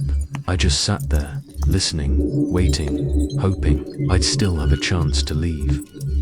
The next morning, I heard a knock on the hut door. When I opened it, 2 villagers stood outside. One of them was the woman who gave me food before. She said, "It's time." "For what?" I asked. "The offering," she said. "You must come." I didn't like how she said must, but I didn't argue. I grabbed my bag and followed them. They led me toward the center of the village.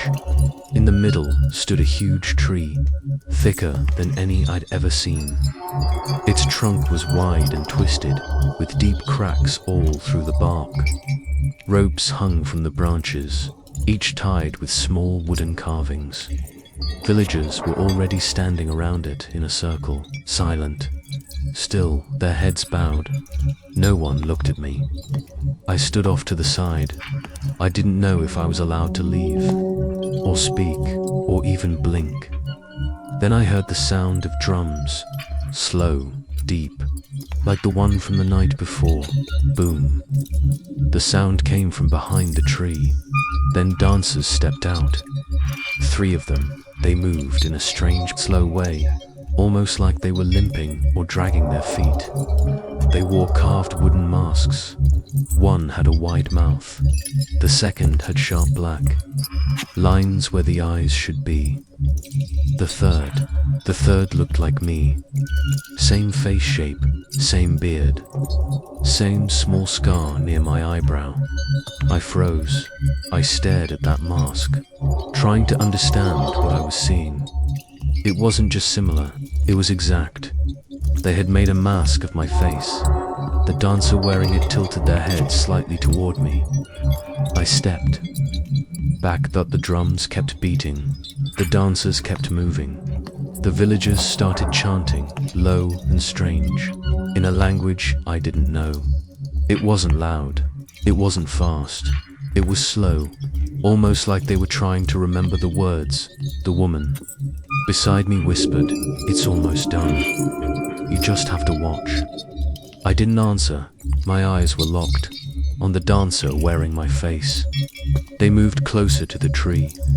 One of the villagers handed them something, a bowl of red liquid. The dancer dipped their fingers into it and drew a symbol on the tree trunk. Then the other 2 did the same. One by one, the chanting stopped. The drums stopped. Everything was quiet. The dancer with my face walked back into the trees and vanished. Just like that, no one clapped. No one spoke. The villagers turned and slowly walked away, like nothing strange had happened. The woman touched my arm. "You were part of the circle now," she said. "You were seen." I pulled my arm away. "What does that mean?" She didn't answer. She just smiled. But it wasn't a happy smile. It was the kind people make when they know something you don't. I looked around. Everyone had gone back to their huts, like this was normal, like making a mask of a stranger's face was no big deal. But I knew what I saw. They made that mask before the ceremony, before they ever really looked at me. It was already waiting, and whoever wore it knew exactly who I was. That afternoon, the village was quiet again. After the ceremony, everyone went back to their huts. No one spoke to me. No one looked at me. I decided to walk, not far, just around the edge of the village. I told myself I needed air, but really, I needed space. I kept close to the trees. I didn't want anyone to see me. That's when I noticed a narrow trail behind one of the huts. It was covered in vines and sticks, like someone tried to hide it. I looked around. No one was watching, so I followed it. It twisted through the trees, then opened into a small clearing. There was something in the middle, a pit, not wide, but deep enough that I had to step down into it. The dirt inside was soft, like it had just been dug up and filled again. At first I thought it was just trash, but then I saw the masks, dozens of them. Some were cracked, some looked half frotted, like they'd been left in water too long. All of them had faces.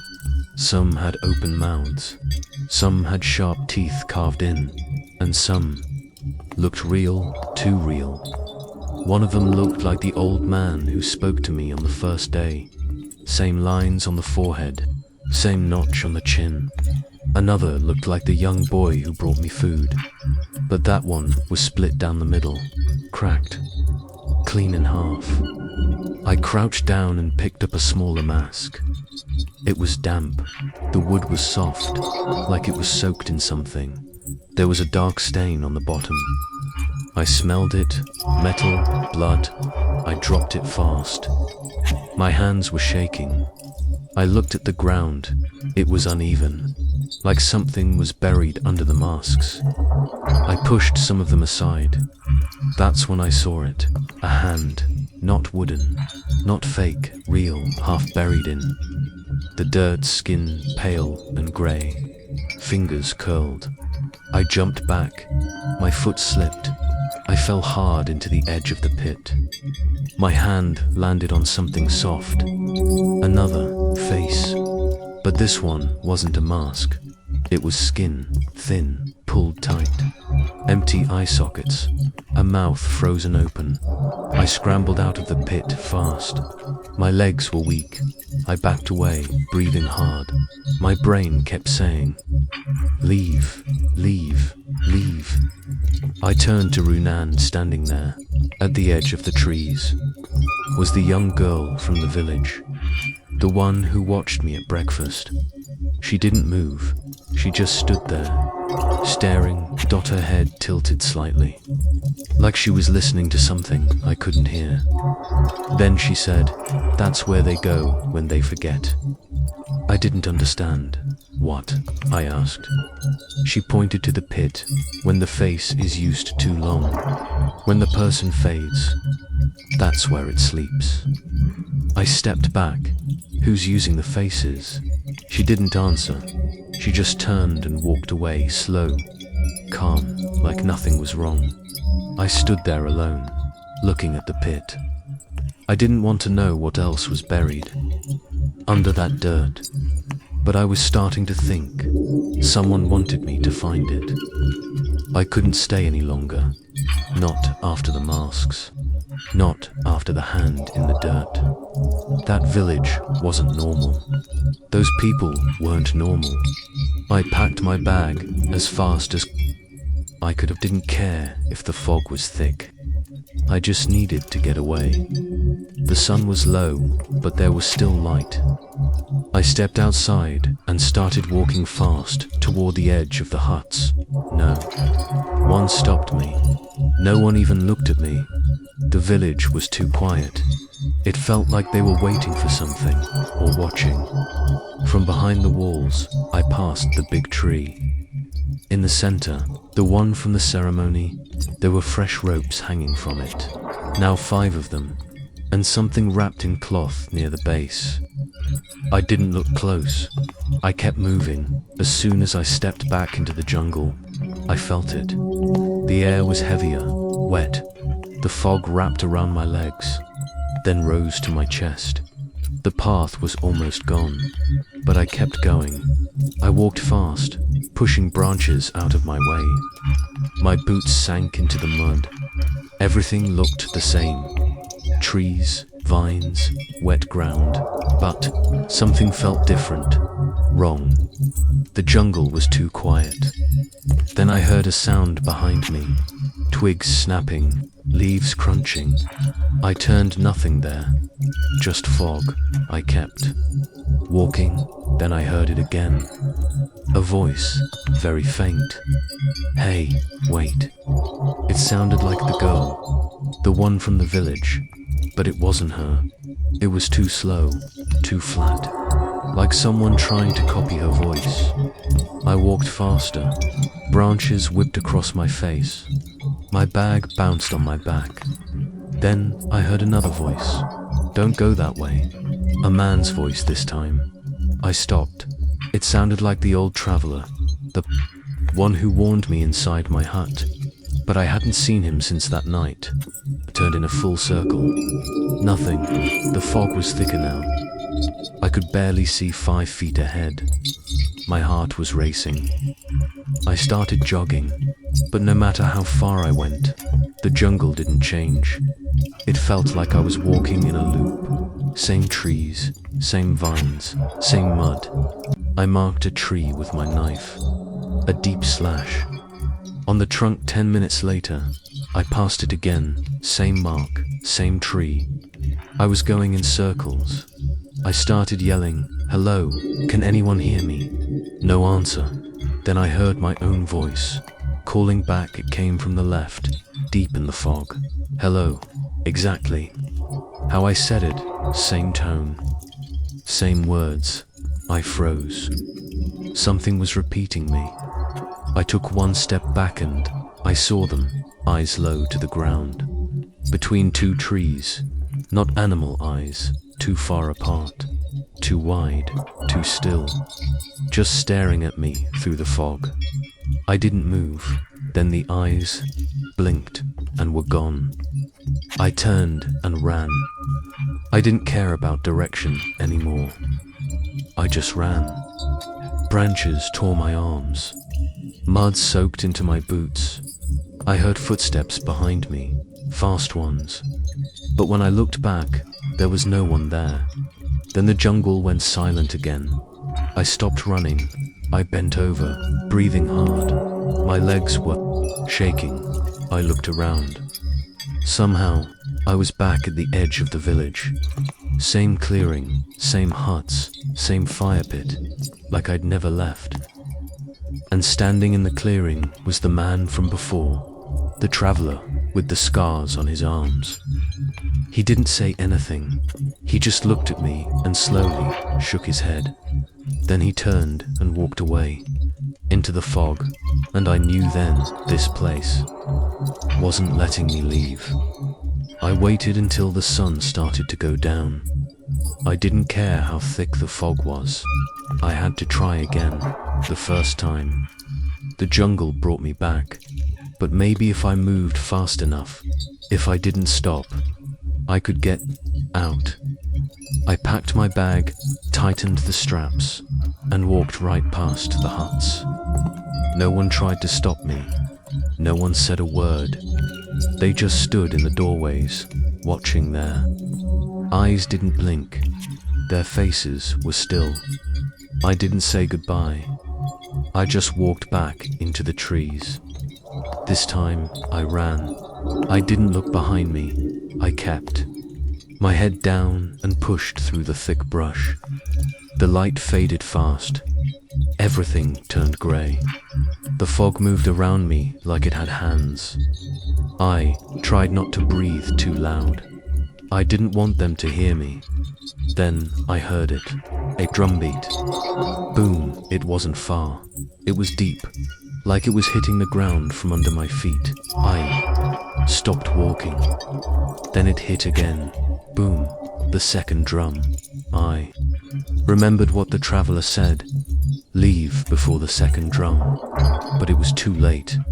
I turned and ran. Branches slapped my face. My legs sank into soft mud. But I didn't stop. I ran until my chest burned.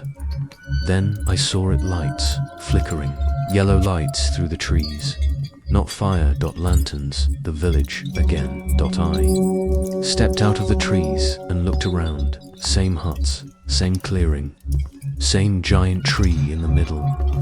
But this time, it was different. The villagers were waiting. They stood in a wide circle, holding torches. All of them were wearing masks. Not carved ones, not wood paces, real ones, stretched over their heads like skin. Some looked angry, some looked scared, some looked like they were still screaming. I couldn't move. Then one of them stepped forward. It was the girl from before. Her small face was gone. She wore a bigger one. Now, an older woman's face. She tilted her head and said, "Now you understand." I shook my head. "What is this? Why are you doing this?" Another villager spoke. His voice was low.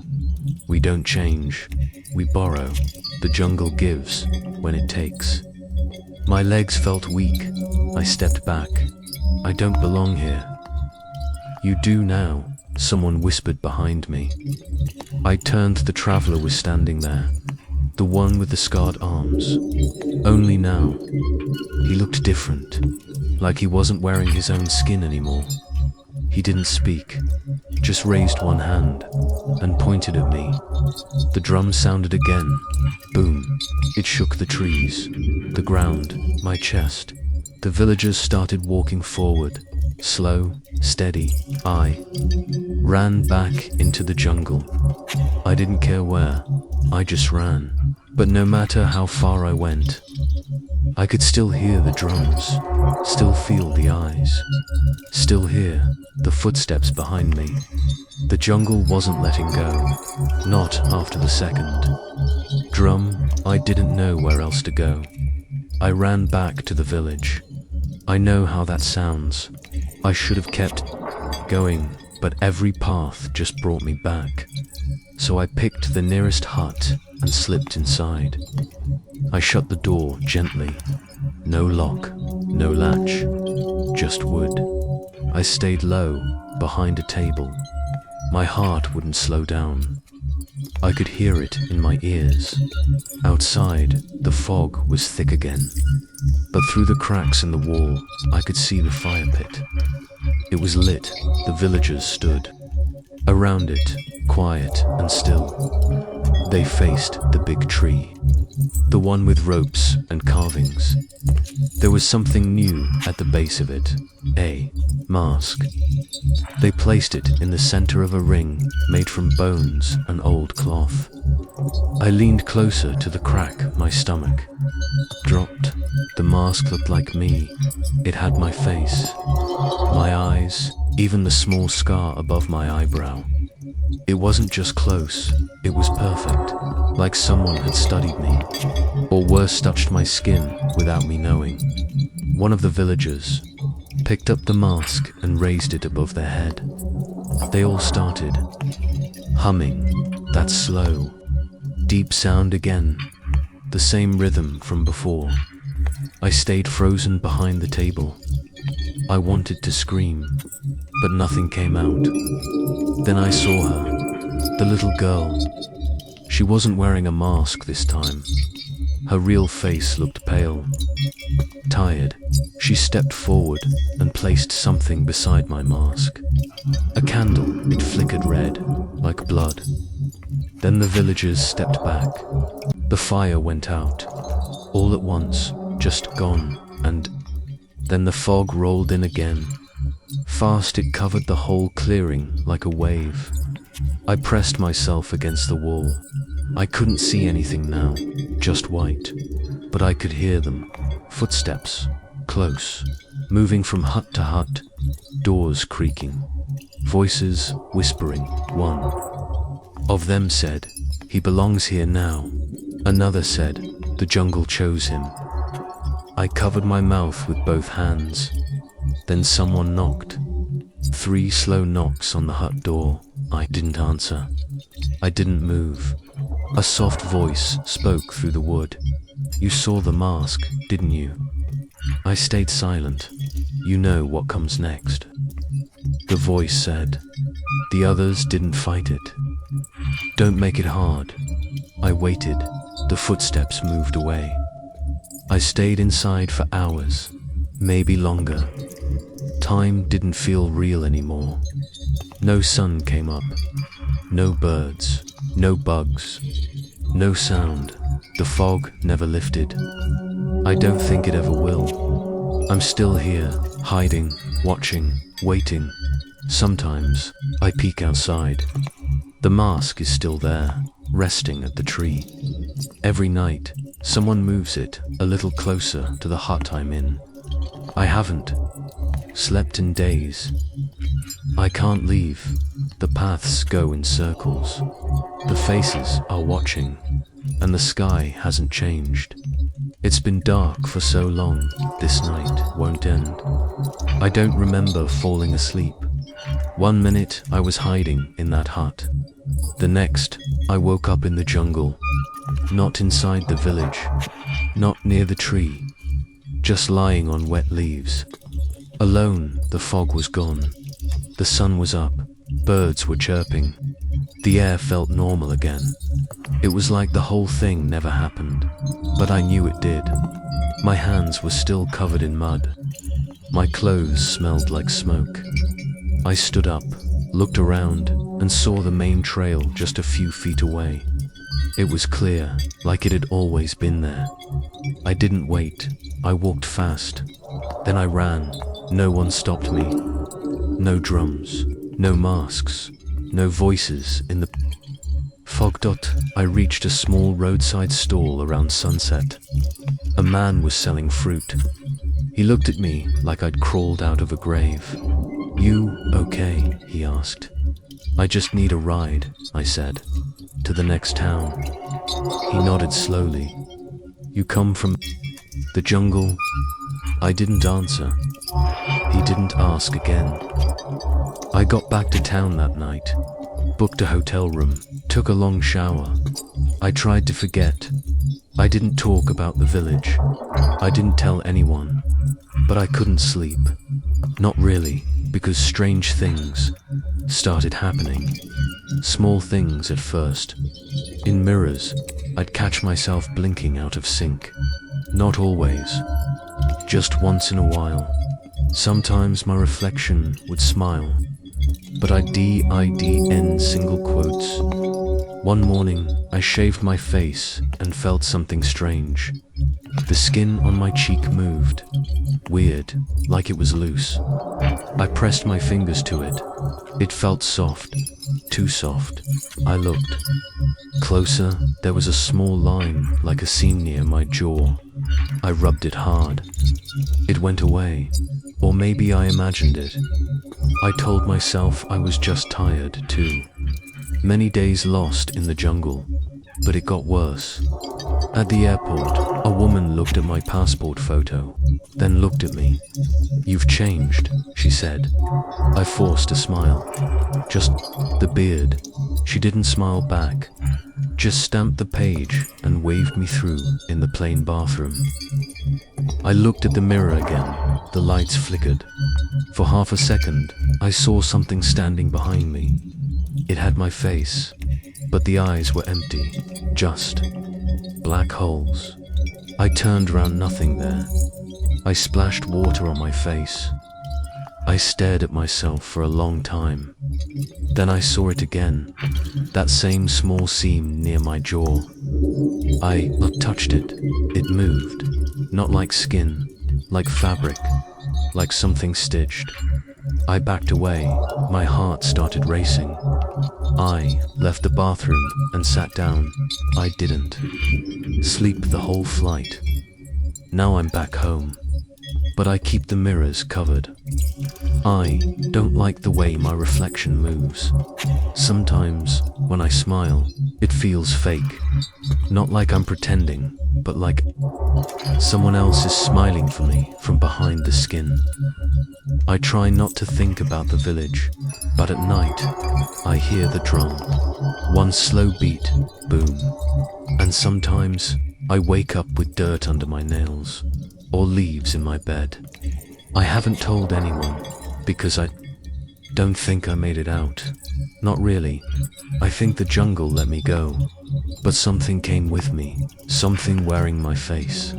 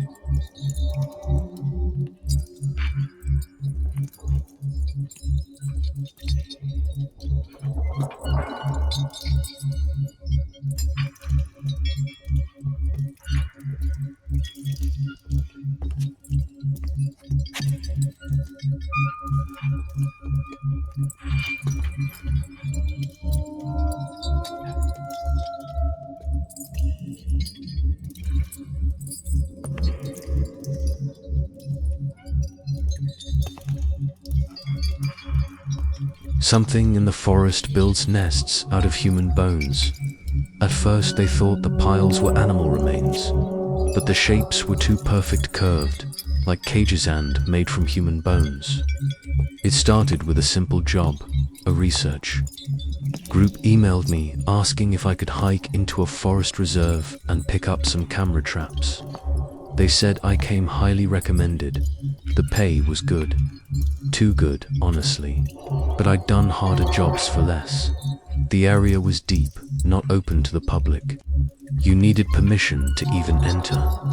They sent me a map, GPS coordinates, and said, communication will be limited. No signal, bring a radio. Hike in, collect the equipment, hike out. 3 days, max. Sounded easy. I packed my gear, caught a bus to the last small town before the forest, and stopped at a supply station to grab food and fuel. There was an old man behind the counter. Looked about 70. He barely looked up when I walked in. When I told him where I was heading, his face changed. You going past the marker? He asked. I nodded. Yeah, contract job. Should only take a couple days. He didn't smile. Don't. Stay out there after sundown, he said. I laughed, just a little. Why? Things move different out there after dark, he said. Things that don't want to be seen. Another guy standing near the fridge turned to look at me. Younger, maybe in his 30s. He didn't say a word, but he stared like I'd said something wrong. I paid for my stuff and walked out. It wasn't until I got back to my truck that I noticed the note inside the bag. It was written on the back of a receipt. Stay on the path. If you see bones, don't touch them. No name, no number, just that. I didn't know what to think, but I still went. The drive to the edge of the reserve took about an hour. There was a ranger gate, but it was unmanned. A heavy chain had already been unlocked, just like the email said. Past the gate. The road turned to dirt. I parked near a rusted sign that read, Research Zone, no public access. This was the start of the trail. The map showed 4 marked locations, where camera traps had been left, each one deep in the woods. No clear paths, just dense forest and flagged trees. I hiked the first 5 miles without a problem. The trees were thick, but the flags were easy to follow. Bright red, tied to branches and trunks. I set up camp before dark. The forest was quiet. Too quiet. I kept thinking about that note. Don't touch the bones. I figured maybe there were old animal remains. Wolves, maybe. Bears. I don't know, but I didn't like the way the people back in town looked at me. Like they knew something I didn't. That night, as I lay in my tent, I heard something far off. Not a growl. Not an animal. It was a soft tapping, like wood knocking on wood. I unzipped the flap and listened. It stopped. I waited a while, then zipped the tent back up.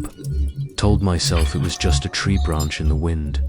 But there was no wind, and that tapping sound, it didn't come from the trees, it came from the ground. I woke up early the next morning and packed up my tent. I still couldn't stop thinking about that tapping sound from the night before. But nothing came near me, and I didn't see any tracks. I told myself it was just trees settling, maybe a bird. The first camera trap was supposed to be 2 miles east from where I camped. I followed the red flags and kept my GPS in hand. The forest felt thicker the deeper I went. The trees leaned in. The light got dim. Then I found it. A motion sensor camera strapped to a tree, facing a small open patch of ground. It looked fine, still attached, lens unbroken. I walked closer and unbuckled it. The battery was dead, but the SD card was still. Inside, I put it in my bag and turned to leave. That's when I saw it, about 10 feet away. Behind a fallen log, a pile of bones. At first I thought it was a deer. Maybe wolves got to it. But when I stepped closer, I saw the bones weren't scattered. They were placed, arranged in a spiral. Small bones on the outside, larger ones in the center. It looked careful, like someone made it, not an animal. I crouched down to look. Some of the bones were cracked.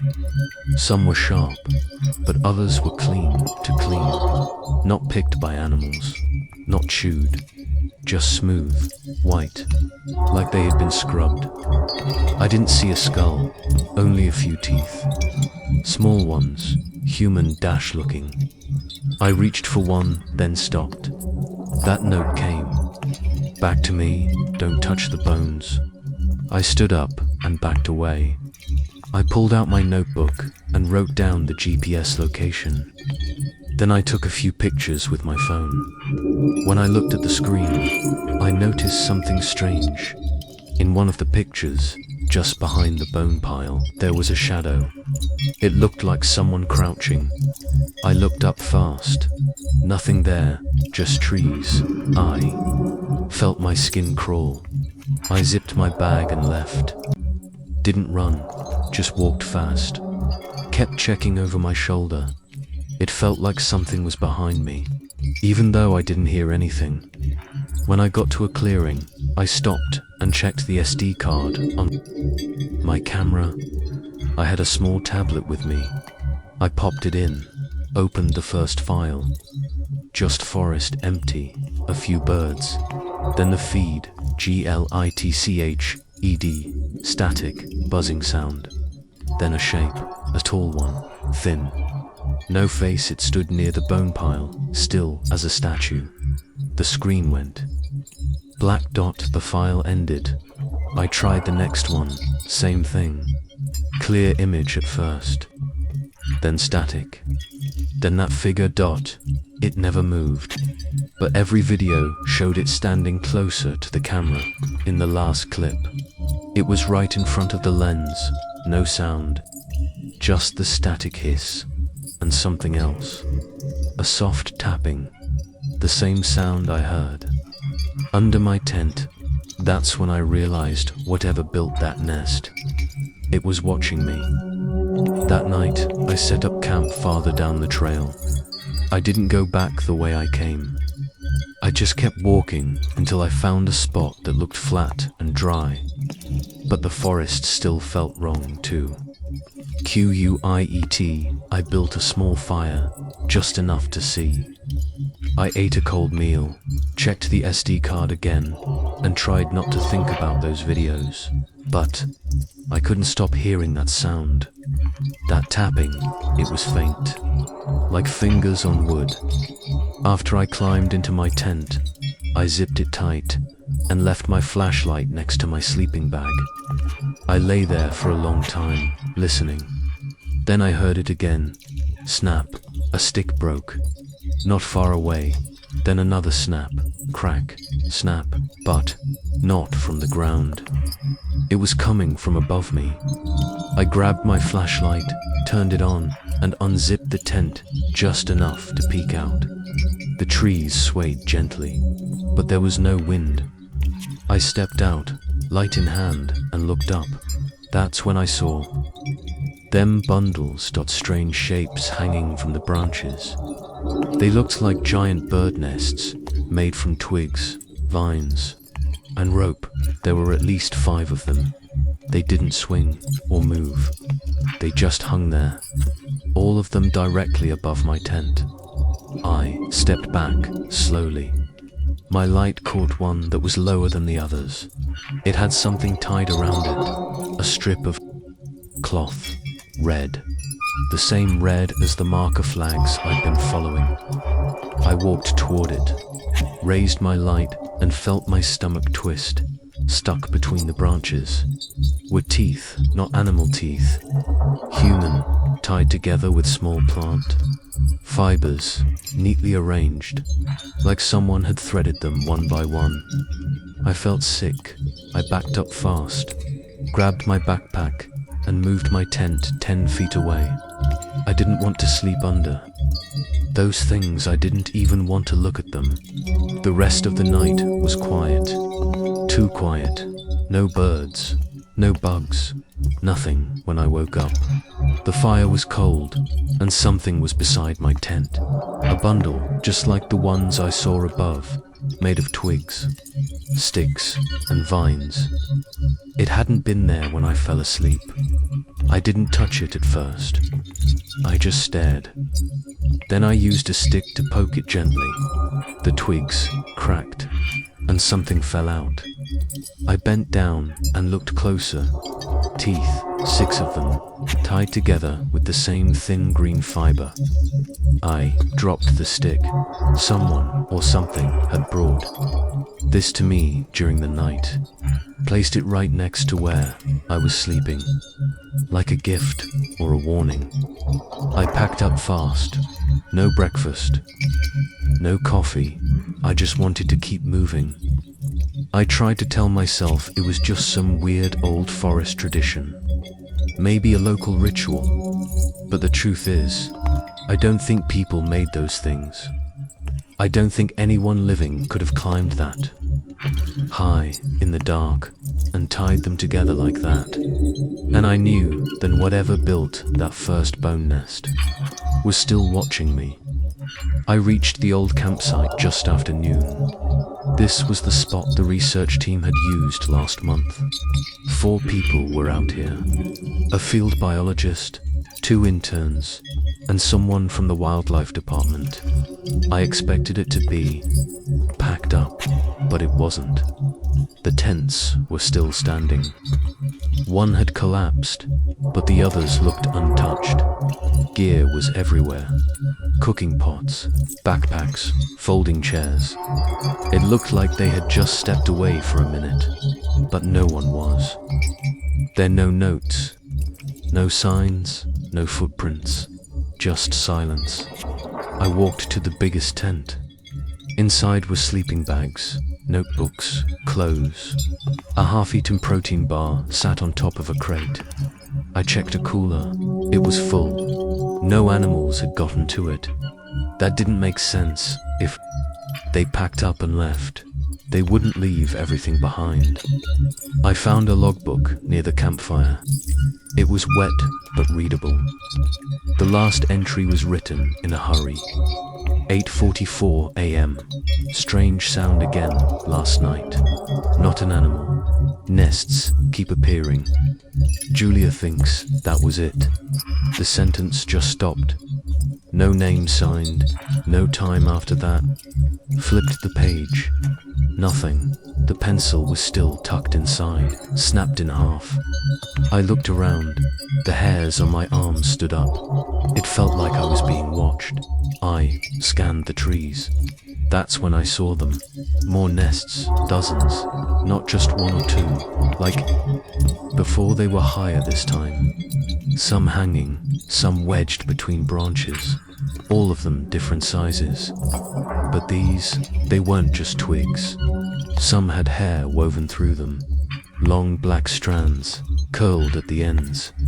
One had ribs, real ribs, bent into a circle and wrapped with vines. Another had feathers mixed in. But they weren't from birds, I knew. Too long, too sharp, too wrong.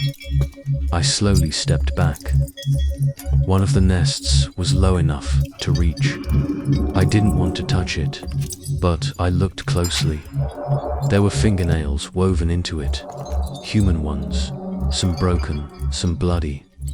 I almost threw up. I turned around and started pacing the camp, calling out, "Hello? Anyone here?" Nothing, just the trees, and the feeling like something was behind me. I spun around fast. Nothing, but it was there. I felt it, that heavy pressure, like when someone stares at you for too long. I grabbed my radio, tried to reach the base station.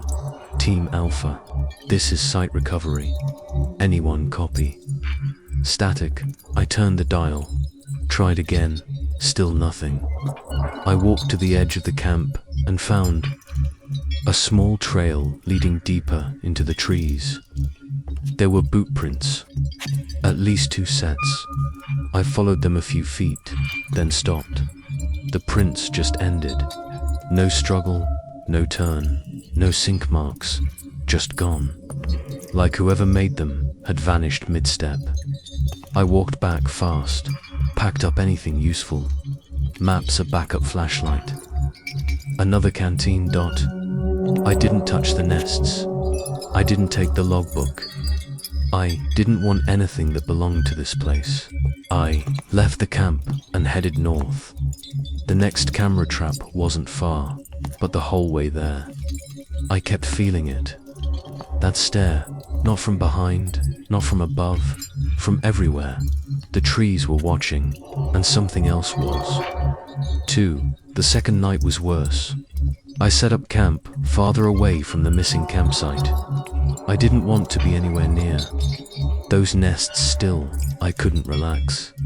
The trees felt too close. The air was heavy. I didn't build a fire this time.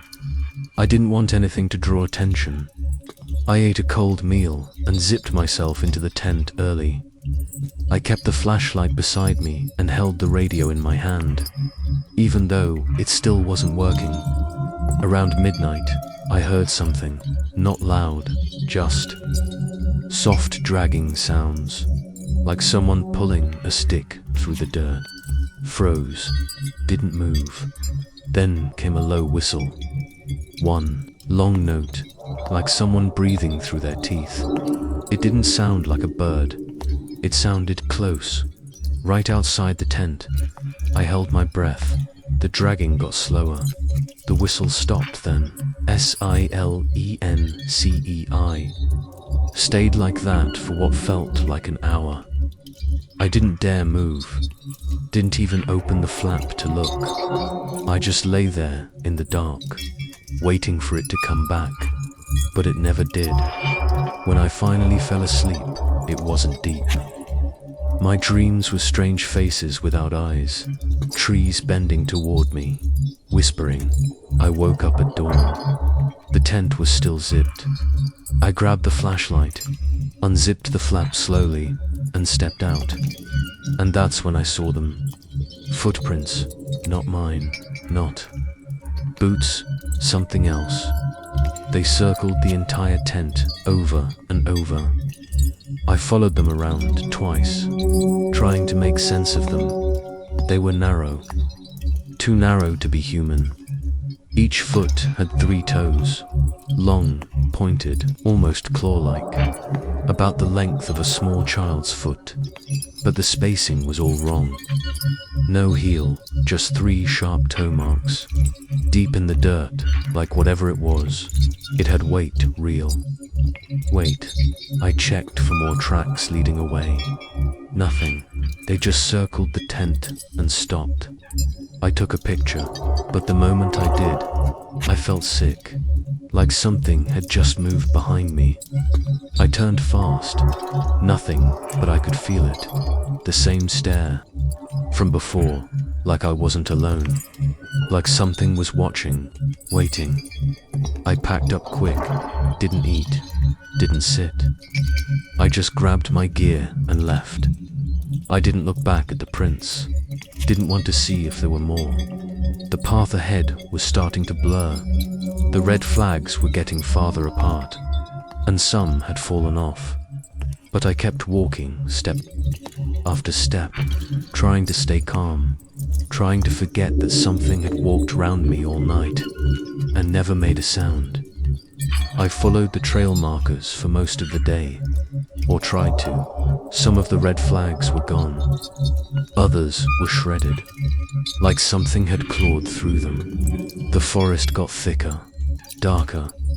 My GPS still pointed toward the second camera trap, so I kept going. Around midday, I noticed the trees were thinning ahead. I thought it was just a clearing, but the second I stepped through, I stopped cold. I'd never seen anything like it. There were nests, dozens of them, all hanging between the trees, some from vines, others from thick cords made of roots or rope. Each one different, each one the same size as a person. Some were round, some stretched, some twisted. I saw bones sticking out of them, real bones. Some were long and thin, probably deer or wild dogs. Others were shorter, thicker, too human-looking. I moved closer to the first one. It spun slightly in the air. I counted 6 ribs woven through the base. They weren't clean, still had scraps of skin stuck to them. The nest was held together with bits of hair, not animal hair. Black, human, braided through like thread. I backed up, turned, more nests everywhere. Some high up, some just above eye level. I spotted one that looked newer than the others. It was cleaner. Less dirt inside was something round and white dot at first. I thought it was a rock, but as I stepped closer, I saw it wasn't a rock. It was a skull, small, human, placed right in the center of the nest. Like an egg, I felt my knees go weak. I bent over and dry heaved. Nothing came up. I hadn't eaten in hours. When I looked back up, the skull was still staring at me. No jaw, no teeth, just hollow eye sockets. I turned away, shaking. I didn't want to see any more, but there were so many of them. Nests packed tight into every branch, every tree. I counted maybe 20, maybe more. Some had feathers woven in, long black ones that didn't look like any bird I'd ever seen. Others had scraps of clothing tied in knots, a ripped shirt sleeve, a shoelace, a piece of pink fabric that looked like it came from a child's jacket. I tried not to think about it. I just needed to find the camera. I spotted the trap strapped to a tree on the edge of the clearing. I ran to it. It looked okay. I took it down fast, yanked out the SD card, and shoved it in my pack. That's when I heard it. A low creaking sound. I turned. One of the nests was swaying, not from the wind, There was no wind. Something had touched it, moved it. I scanned the trees, didn't see anyone, but I knew I wasn't alone. That same heavy feeling came back, like a hand pressing on my chest. I backed away from the clearing.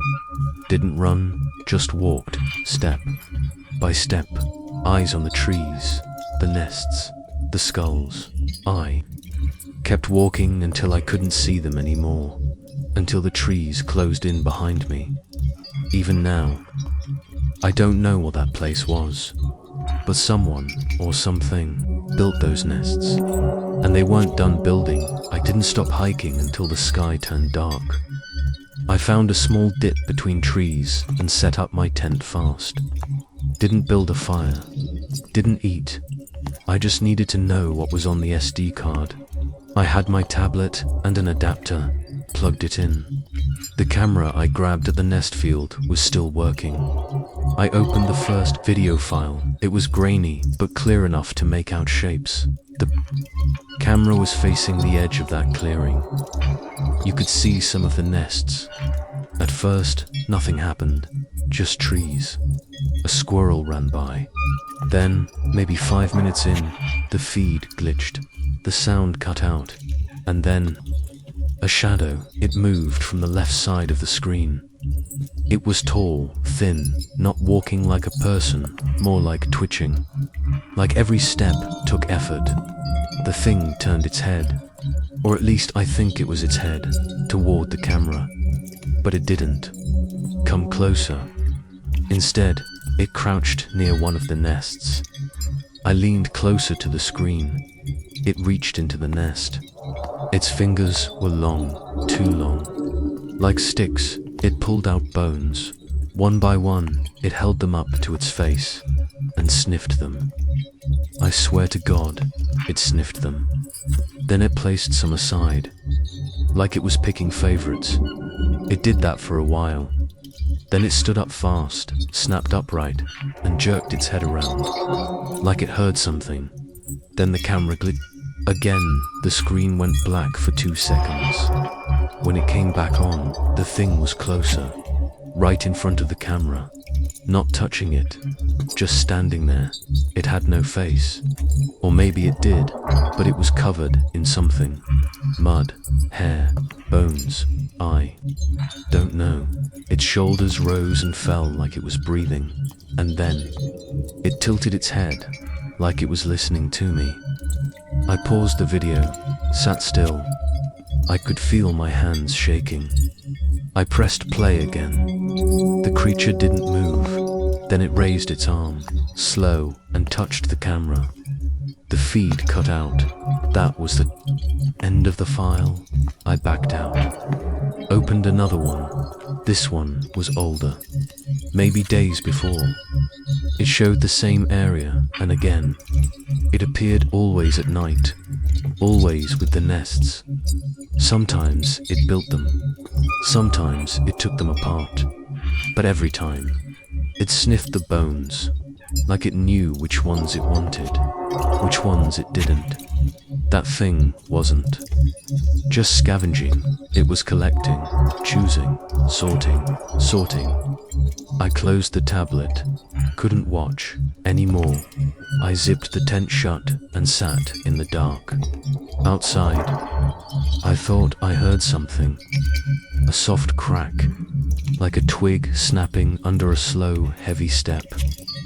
I held my breath, and then a low whistle just once, long, sharp, and then silence. I didn't sleep. I just waited for morning, and I kept thinking, it knows, I saw it. The next morning, I packed up fast.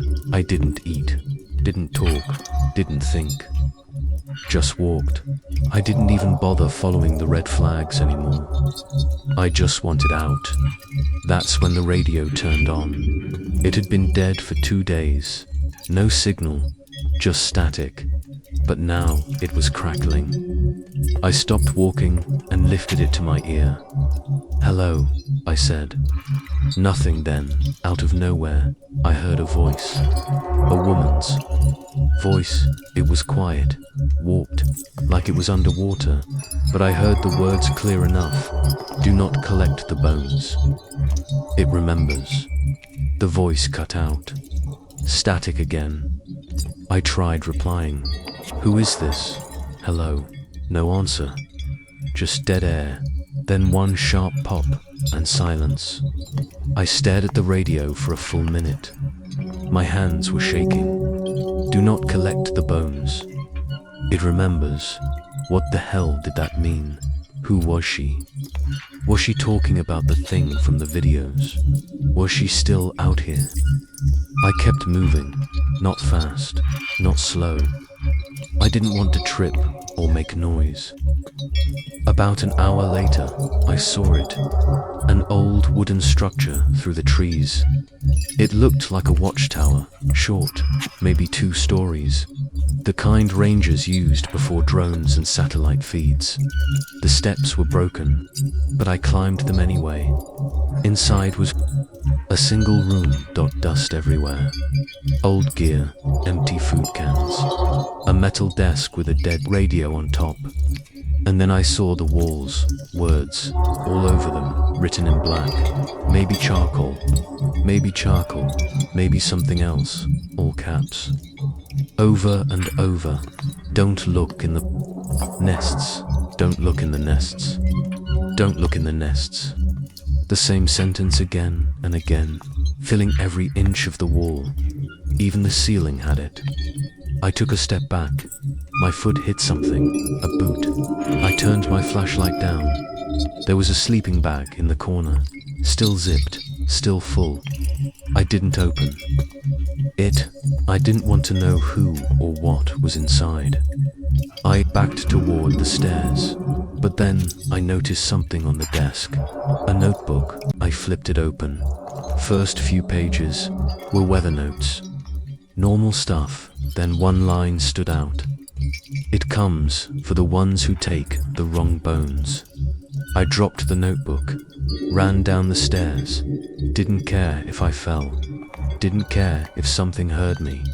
The wind had picked up, or maybe it wasn't the wind. I thought I heard the whistle again, just once. Sharp, too close. I kept walking. Every shadow looked like it had fingers. Every tree looked like it was breathing. I didn't stop again until the sun started to fall. And even then, I didn't sleep, because now I knew the truth. That thing in the woods, it's not just building, it's choosing. And if you touch the wrong piece, it never forgets. I don't know why I did it. Maybe I was tired. Maybe I'd lost it a little. But I saw one of the nests hanging low from a tree.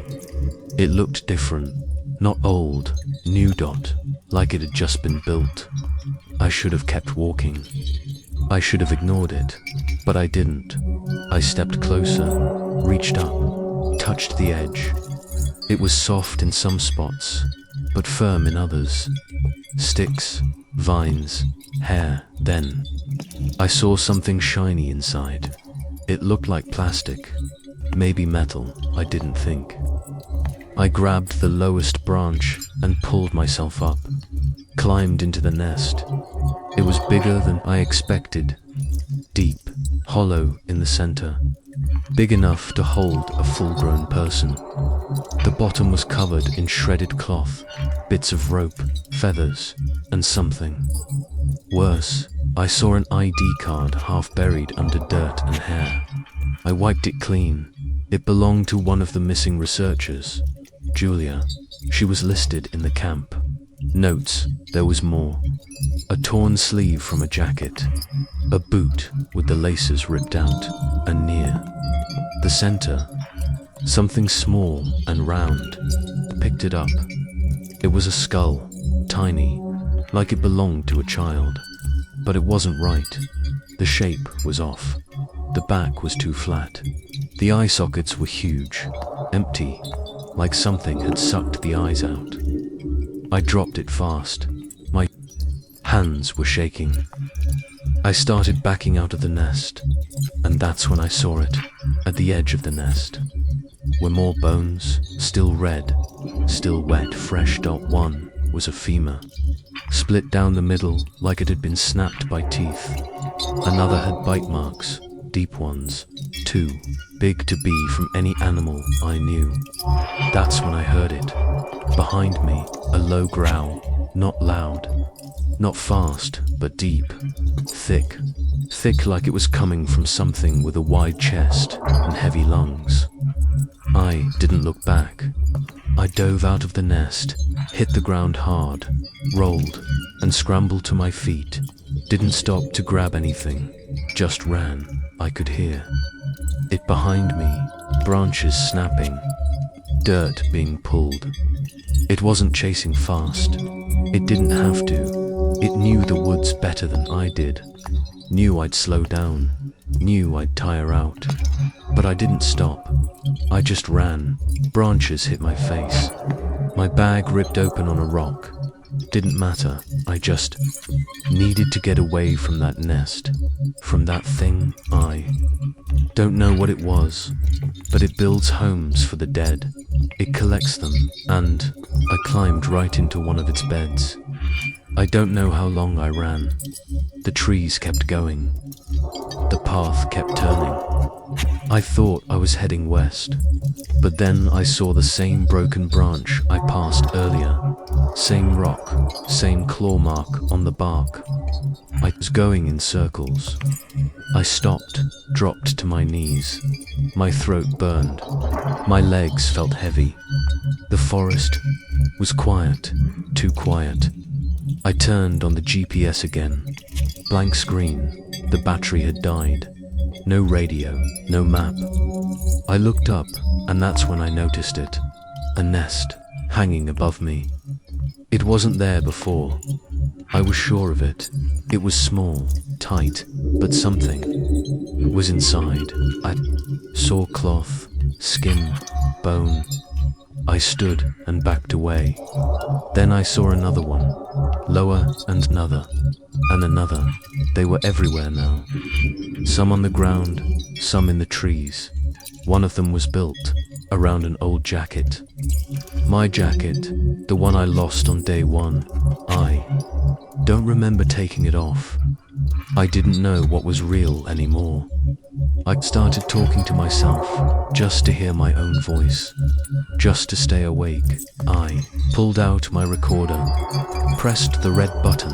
If someone finds this, maybe they'll understand. I said, this thing, whatever it is, it's not eating people. My voice sounded thin, weak. It's saving them. I looked up at the nests again. They weren't messy. They were perfect. Each one shaped by hand, planned, built like a puzzle. It's not killing for fun, I said. It's building something. The recorder clicked. Still on, I took a few steps forward. Branches moved around me. I didn't touch them. They moved on their own. I didn't scream. I was too tired to scream. It's growing, I whispered. Whatever it is, it's growing. I sat down under a tree, the same tree I had passed 5 times now. There were bones at the base, some clean, some fresh, but none broken, all whole, placed, stored, like parts, like pieces. I leaned back, let the recorder fall into my lap. I was cold. I was done. I said one last thing. I think it saved my bones for something special. Then I stopped talking. I think I smiled.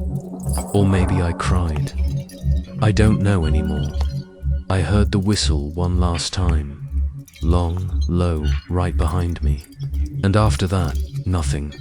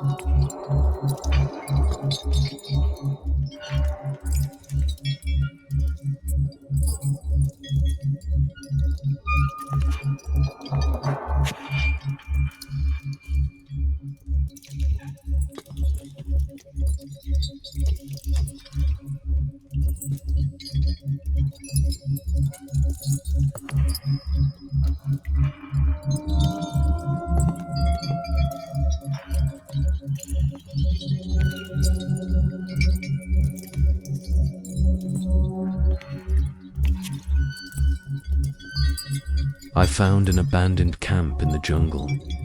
The fires were still warm, tents collapsed, food rotting, no people in sight. But the ashes were hot, and the jungle was too quiet. I was hired last minute, a 3-person research team. Hadn't checked in for 4 days. No GPS signal, no radio. The group had been studying birds deep in the jungle, nesting habits, migration. Nothing dangerous. A man from the conservation office gave me a map, a backpack with emergency gear and half payment up front. They're probably fine, he said. Maybe their radio died. Just find the camp and report back. Easy money, I thought. I'd done treks before, harder ones. But this jungle, it was different. The trees here grow too close together. The air feels thick. It smells like mud, rot, and something else I couldn't name. I took a small boat, a PV, took most of the morning. The last real village was behind. Me by noon, the boatman, an older guy named Haris, dropped me near a narrow path and killed the engine. You going far in? He asked. Far enough, I said. 2, maybe 3 days in. He didn't like that. His face changed. Don't go past the fork, he said. Past the river bend, near the old kapok tree. That's where the quiet starts. The quiet? I asked. He nodded slowly.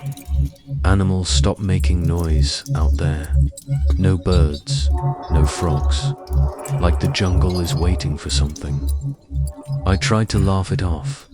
You mean the heat? But he didn't smile. He handed me a sat phone.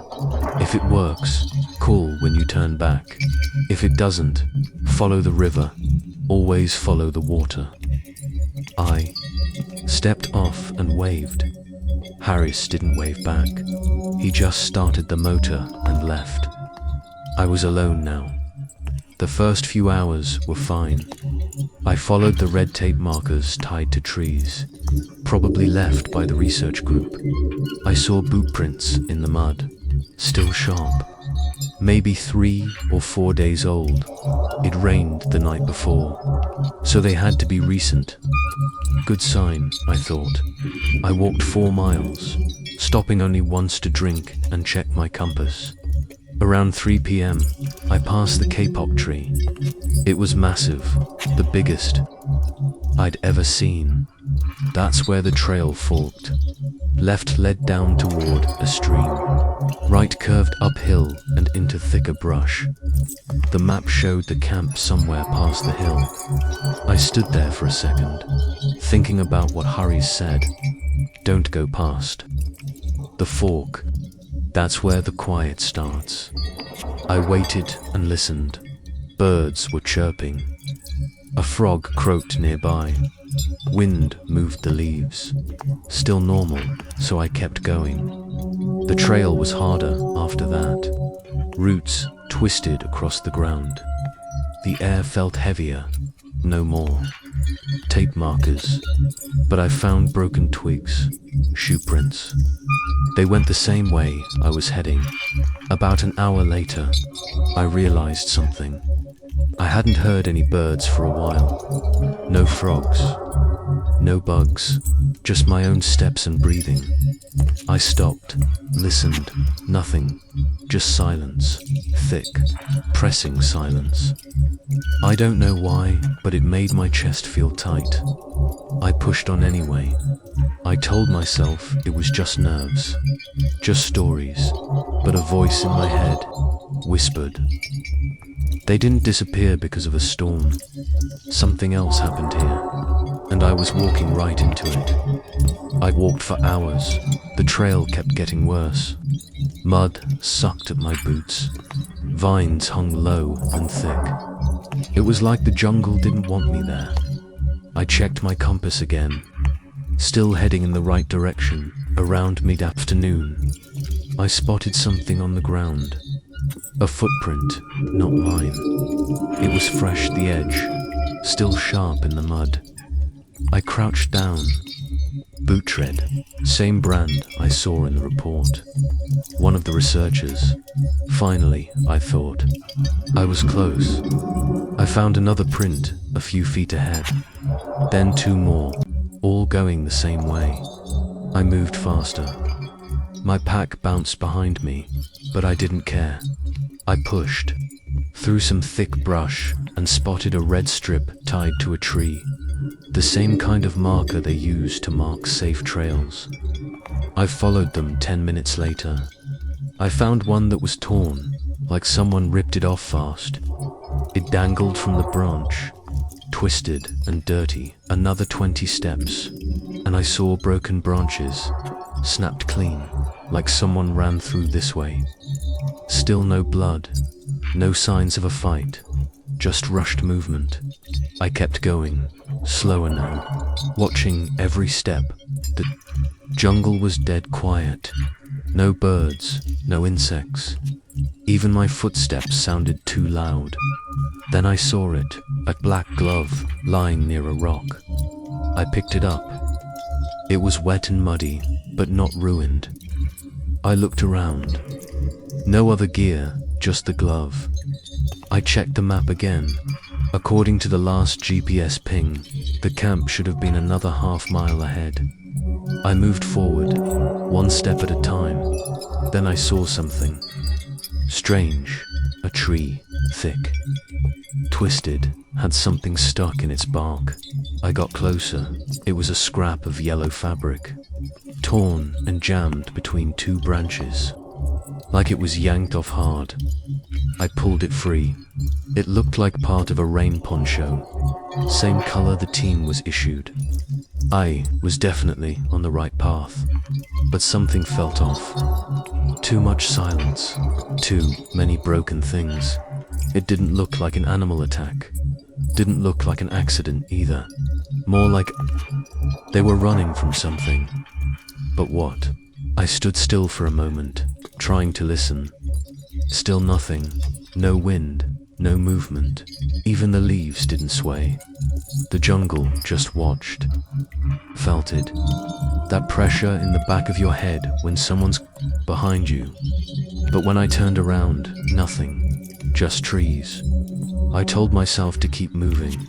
I wasn't far now. I took one last look at the yellow scrap, stuffed it in my pocket, and started walking again. But the thought wouldn't leave me.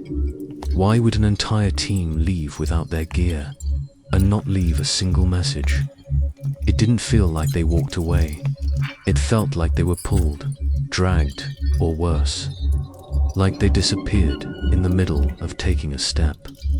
I saw the camp just before sundown. Tents, gear, a blue tarp strung between trees. For a second, I felt relief. They were here, but something didn't feel right. I stepped into the clearing slowly, watching every corner. 3 tents, chairs, pots, a campfire in the center, still glowing, not just ashes, actual heat. I held my hand over it, warm, fresh. They were here less than an hour ago, maybe even minutes. "Hello," I called out. "Anybody here?" No answer, no movement. I walked toward the tents. The first one was open, sleeping bag rolled out, a book face down next to it, half a protein bar on the floor, a jacket tossed over, a backpack, no signs of a struggle, just like someone got up and left. The second tent looked the same, unzipped shoes by the flap, notebook open on the sleeping mat. I picked it up. The last sentence was short. He said he heard it again, watching. From the trees. That was it. No name. No date. The handwriting was rushed. I looked around again. The camp was clean, to clean food packets on a plate. One had a bite missing, a fork on the ground. The water jug was full. Even the chairs were still set up in a circle, like they were just talking. And then, gone. I walked over to the table. 3 mugs. One had steam coming off it. I touched the side, hot. Someone had made coffee, recently. "Where the hell did you go?" I said out loud.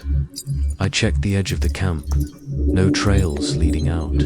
No blood, number, drag marks, just nothing. I went back to the fire, sat on a log. It didn't make sense. Gear was still here. Not just sleeping stuff. Everything. Radios, flashlights, food even, their boots. One pair sat neatly beside the fire. Socks stuffed inside. Who leaves barefoot in the jungle? Then I noticed something that made my skin crawl. 4 chairs, 3 team members. Why 4 chairs? Who was the 4th one for? I stood up fast, turned in a full circle. No one. I checked the edge of the jungle again. Nothing but trees. Still no sound. No bugs, just my breathing. I grabbed one of their radios and turned it on. Static. Aye. Flipped through channels. All static. Then just for a second, I heard something. A click. Then silence. I tried again. If anyone can hear me, say something. Hello, nothing. I dropped the radio back on the table. I didn't know what to do. Set up my own tent. Wait for them to return. Something inside me said no. No waiting. They weren't coming back. Not the normal way. Still. It would be dark soon. Too late to hike back. I decided to stay one night. Just one. I dragged one of the sleeping bags into a tent and zipped it up tight. Left the flashlight on. The fire still burned outside. And I kept thinking about that 4th chair who sat in it. Why was their mug still warm? And where did they all go so fast? I was still shaking when I saw the small black recorder sitting on the ground by one of the tents. It was half buried in dirt, but it looked new. I picked it up carefully, wiped off the mud, and pressed the play button. At first, there was static. Then a voice came through, soft and shaky. It was a woman. Her voice was low, almost a whisper. "They're out there," she said, "watching us. I don't know what they want." I leaned closer to the speaker. The voice sounded scared.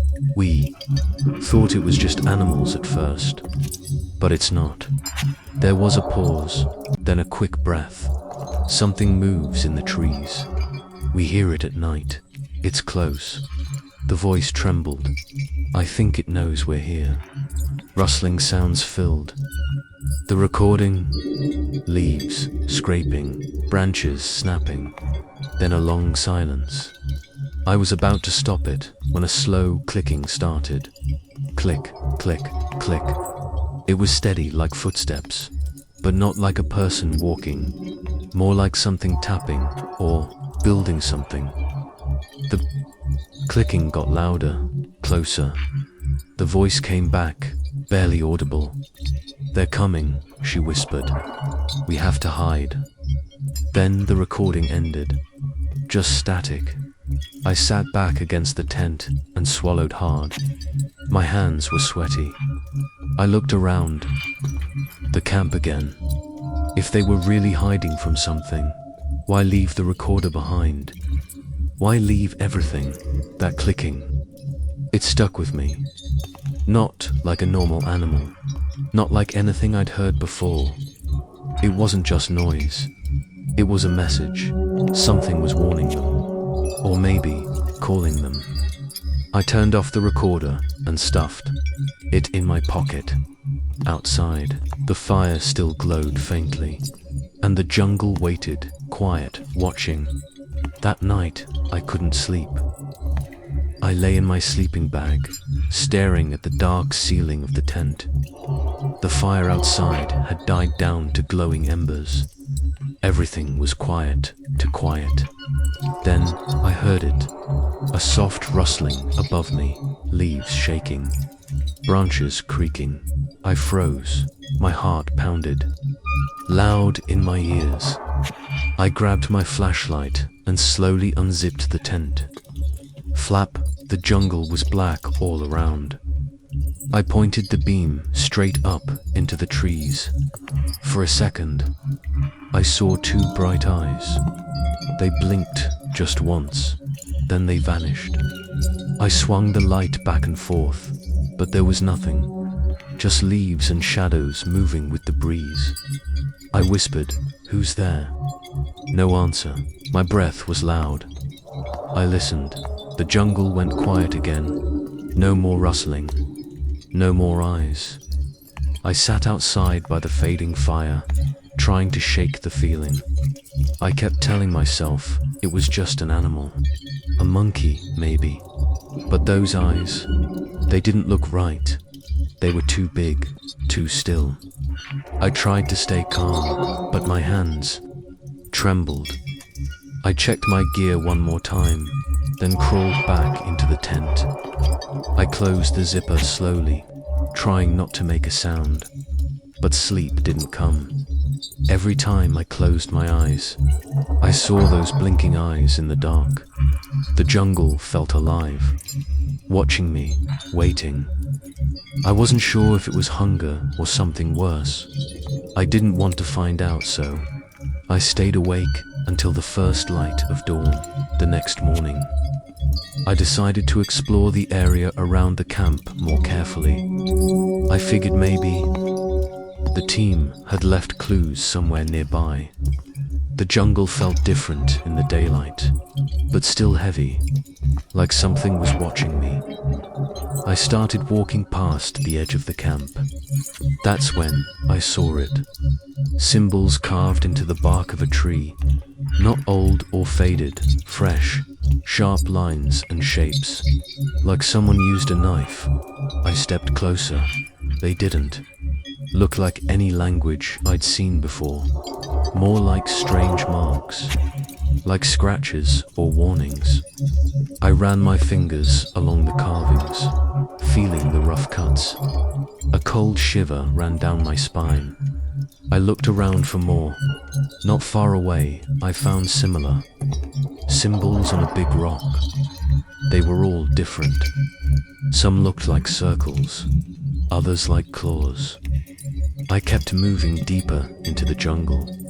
Then I spotted a clearing, the kind of place that felt hidden, almost sacred. There, hanging from a thin vine tied to a branch, was something else. A pendant made of bone dotted swung slightly in the breeze. I took a step closer. It was stained with dried blood. I hesitated, then reached out and touched it. The bone was cold and rough. I turned it over in my hand. Carvings covered it too, the same strange symbols I'd seen on the trees. My heart started racing. This wasn't just a pendant, it was a warning or a message. I put it back carefully.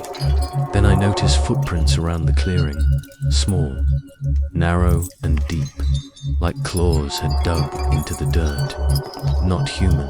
I stepped back quickly. But then something made me look up.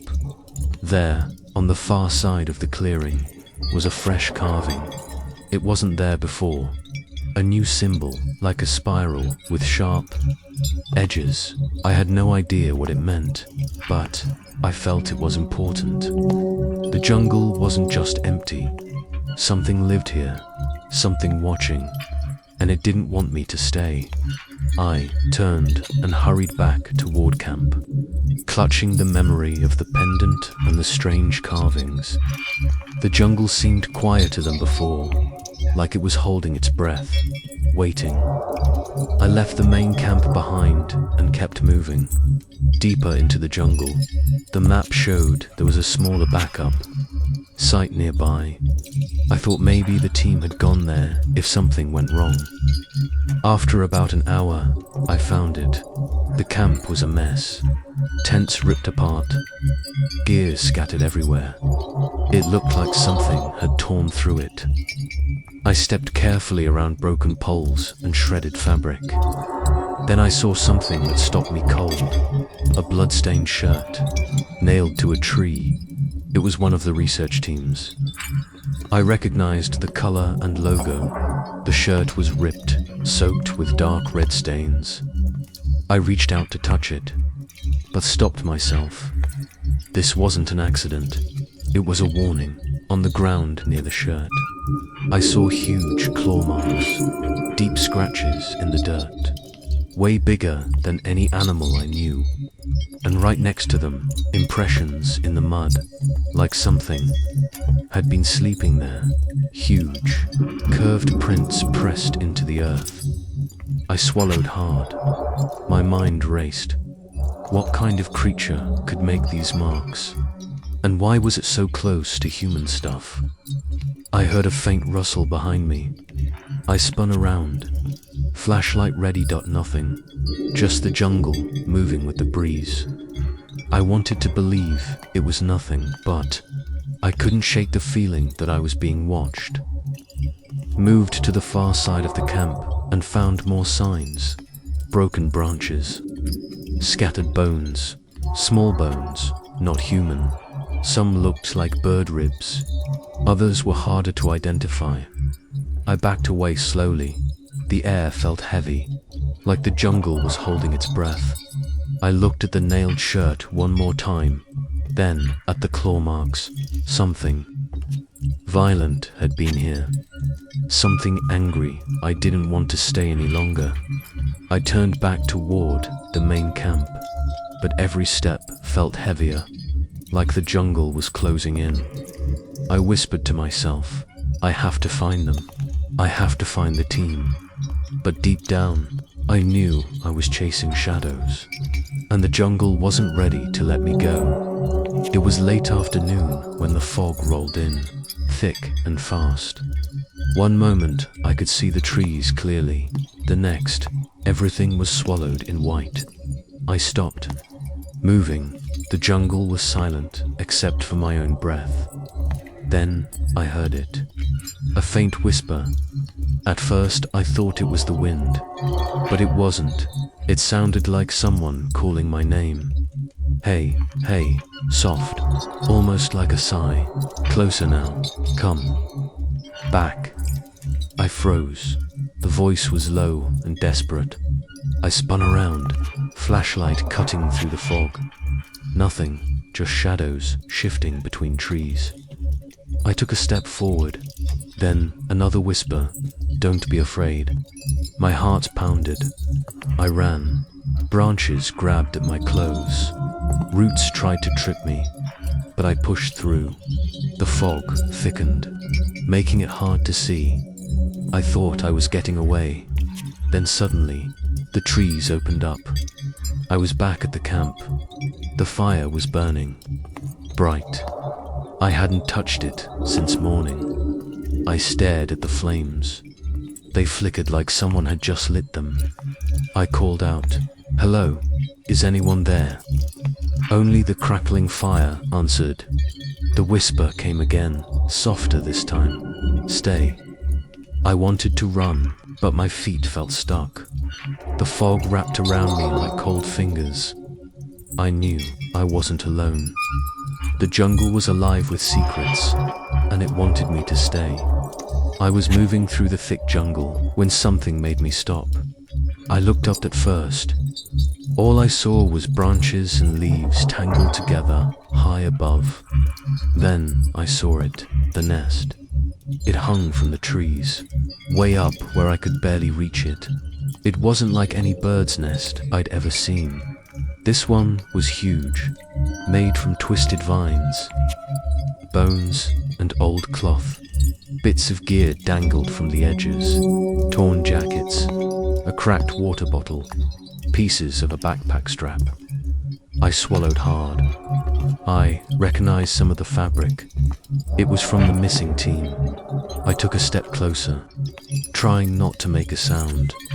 That's when I saw the hand, a human hand. It slipped out from the nest and fell slowly through the branches. I caught it before it hit the ground, cold, lifeless. I looked back up. Something moved inside the nest, a shadow. Shifting, I squinted, trying to see more. The shape was too thin, too tall to be a person. It moved, jerkily, almost like it didn't know how to walk right. I stepped back. My heart was pounding. I wanted to run, but I couldn't look away. The thing inside the nest was watching me. Then I heard a soft sound, like breathing. Slow, heavy. I swallowed hard and dropped the hand. It hit the ground with a thud. The creature moved closer to the edge of the nest. I could see its eyes, now dark and empty. It crouched and sniffed the air, then turned away. I didn't wait to see what it would do next. I ran. Branches scratched my face. Roots tried to trip me, but I didn't stop. The nest stayed behind me, high in the trees. And I knew one thing for sure. Whatever was living there was not human, and it wasn't done collecting. I ran through the jungle as fast as I could. My heart was pounding so loud I thought it would burst. I wanted to get away, far away from that nest, from whatever was living there. But the jungle wasn't the same anymore. The path I took, it was gone, vanished. No footprints, no broken branches, nothing to follow. I tried to find the way back, but every step led me in circles. I stopped, breathing hard. I looked around. The trees looked like they were closing in on me, twisting, and moving in a way that didn't make sense. It felt like the jungle was alive and trapping me. Then I saw it. The fire. The same fire from the camp. It was still burning, glowing orange in the dark. How was that possible? I had left hours ago. I walked closer to the fire. Next to it was my backpack. My boots, my flashlight. I was sure I had taken them with me. Who put this here? I whispered suddenly. I heard the clicking, the same strange clicking noise from the recorder. It was coming from all around me, from the trees, from the shadows between the leaves. I shined my flashlight into the darkness, but I couldn't see anything.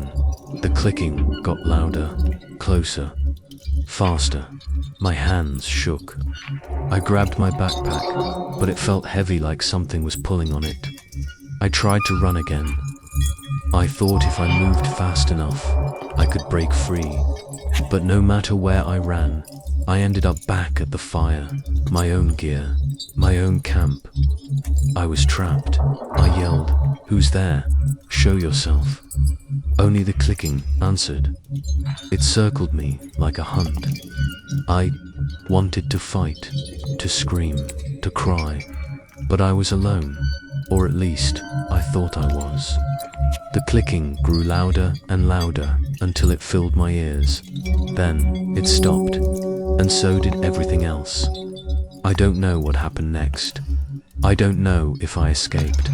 All I remember is the jungle, the fire, and the clicking following me, always there, just beyond the trees. Asterisk.